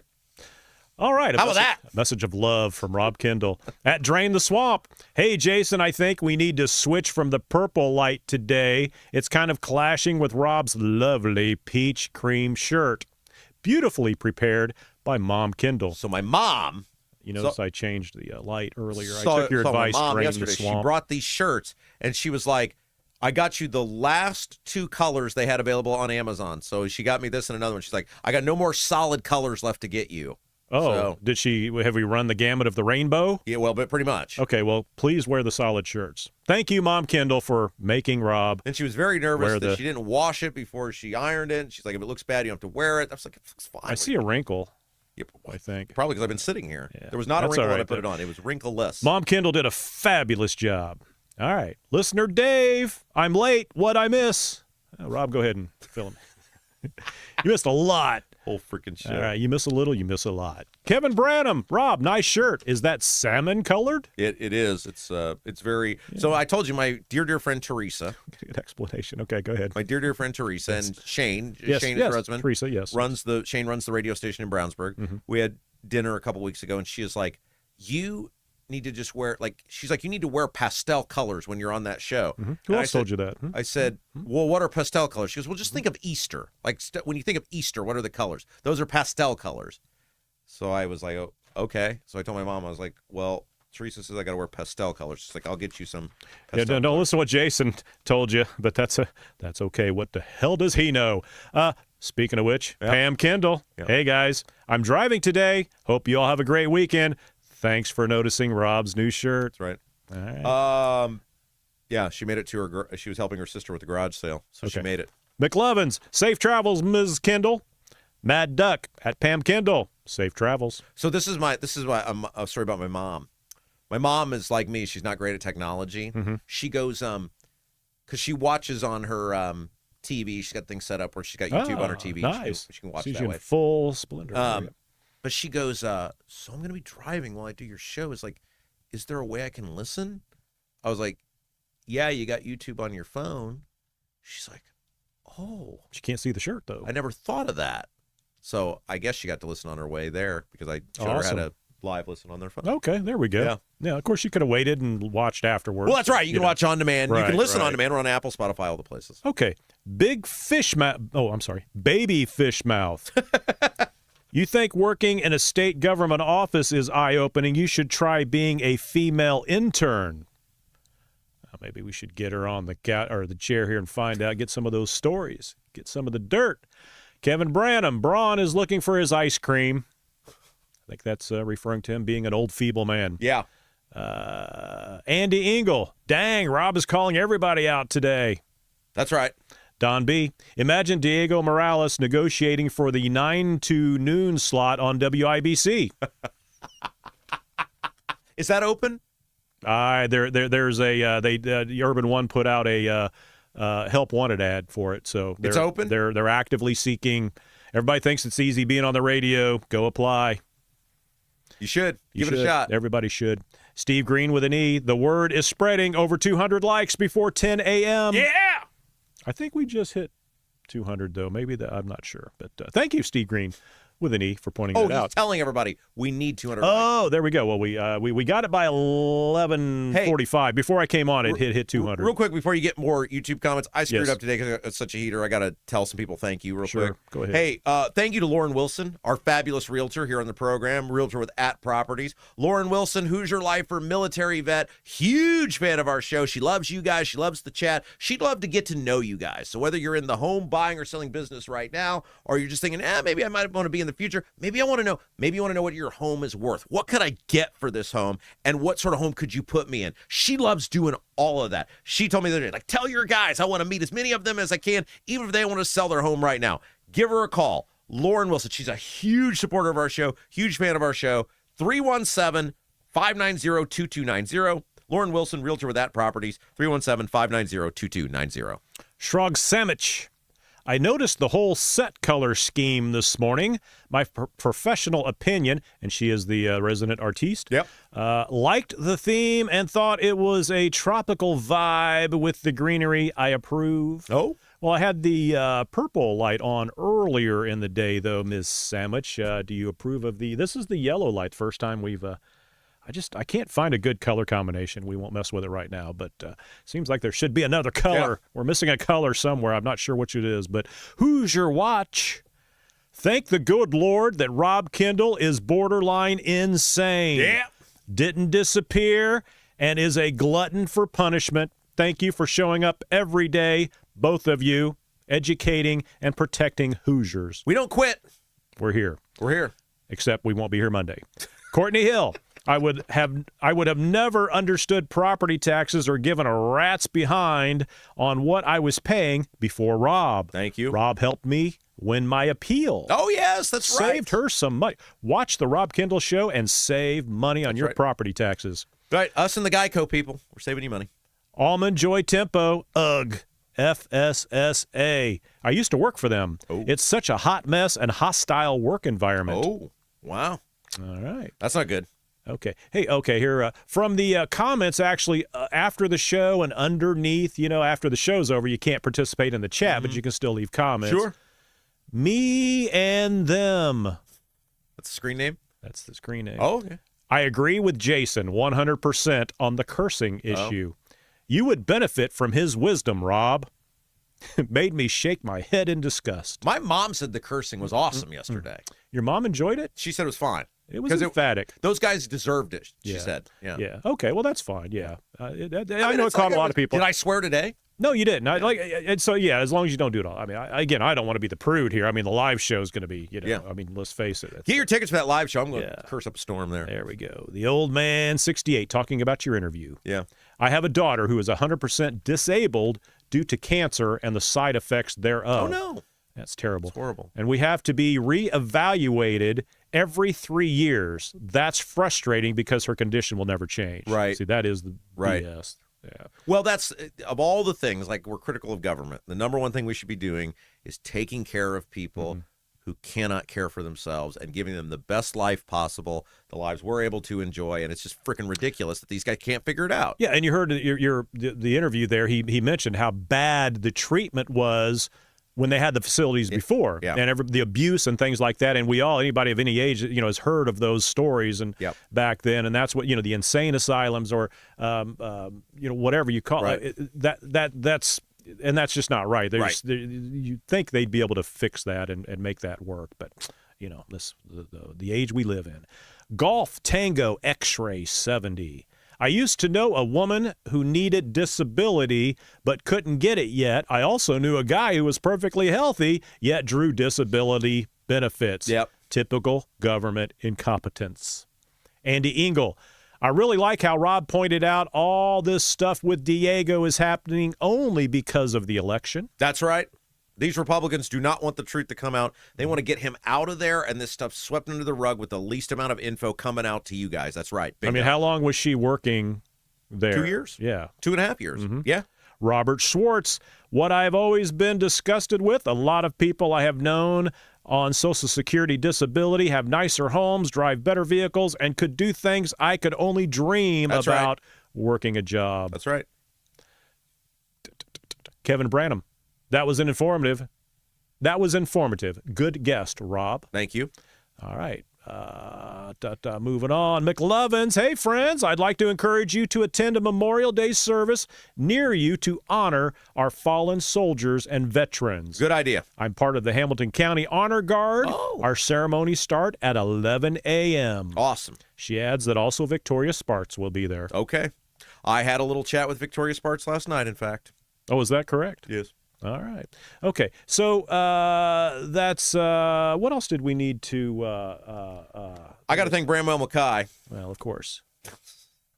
Hey guys, masonry color mismatch, previous repair catching your eye, not happy with the brick color around your home and in need of a total makeover? Bramwell Mackay, property services and consultants. Look guys, we love them. They've been with us since the word go here on the Rob Kendall Show. Offer specialized masonry staining and recoloring, whether you want to seamlessly blend repairs or completely transform your home's exterior. You want to build something new? Bramwell Mackay's 40-year master masons design and construct custom patios, sidewalks, outdoor summer kitchens, archways, entryways, and more. Bramwell Mackay, BRAMWELLMCKAY, BramwellMackay.com, beauty built to endure. White Rabbit, purple light is the best. And Shrog Sandwich. Yeah, well, my ma said I could cuss. Perfect. There you go. All right, we'll end it with that. So long, everybody. Have a great weekend. The chat brought to you by Black Sheep Plumbing, and we'll be back Tuesday, or I'll see you Tuesday. Rob still got part of the show to go. Yeah. So long. Guys, we want you to have a very safe and happy Memorial Day weekend. Take care of yourself. Take some time to think about those who have made the ultimate sacrifice for you. That is what Monday is all about. And I know, look, our audience is totally attuned, totally aware to all the people who have sacrificed to make this country freer and better. And we are so blessed to be able to do the things we do. And it is because, in large part, of those people. So you guys have an awesome weekend. Enjoy the Indy 500 and take care of yourselves. Spread the word about the show. Hit the like button if you haven't had a chance to yet. Get those tickets to the live show. It's going to be a great time. Do it this weekend. RobKendallShow.com. You can get them at RobKendallShow.com. For producer Jason, I'm Rob Kendall. You've been watching Rob Kendall Show.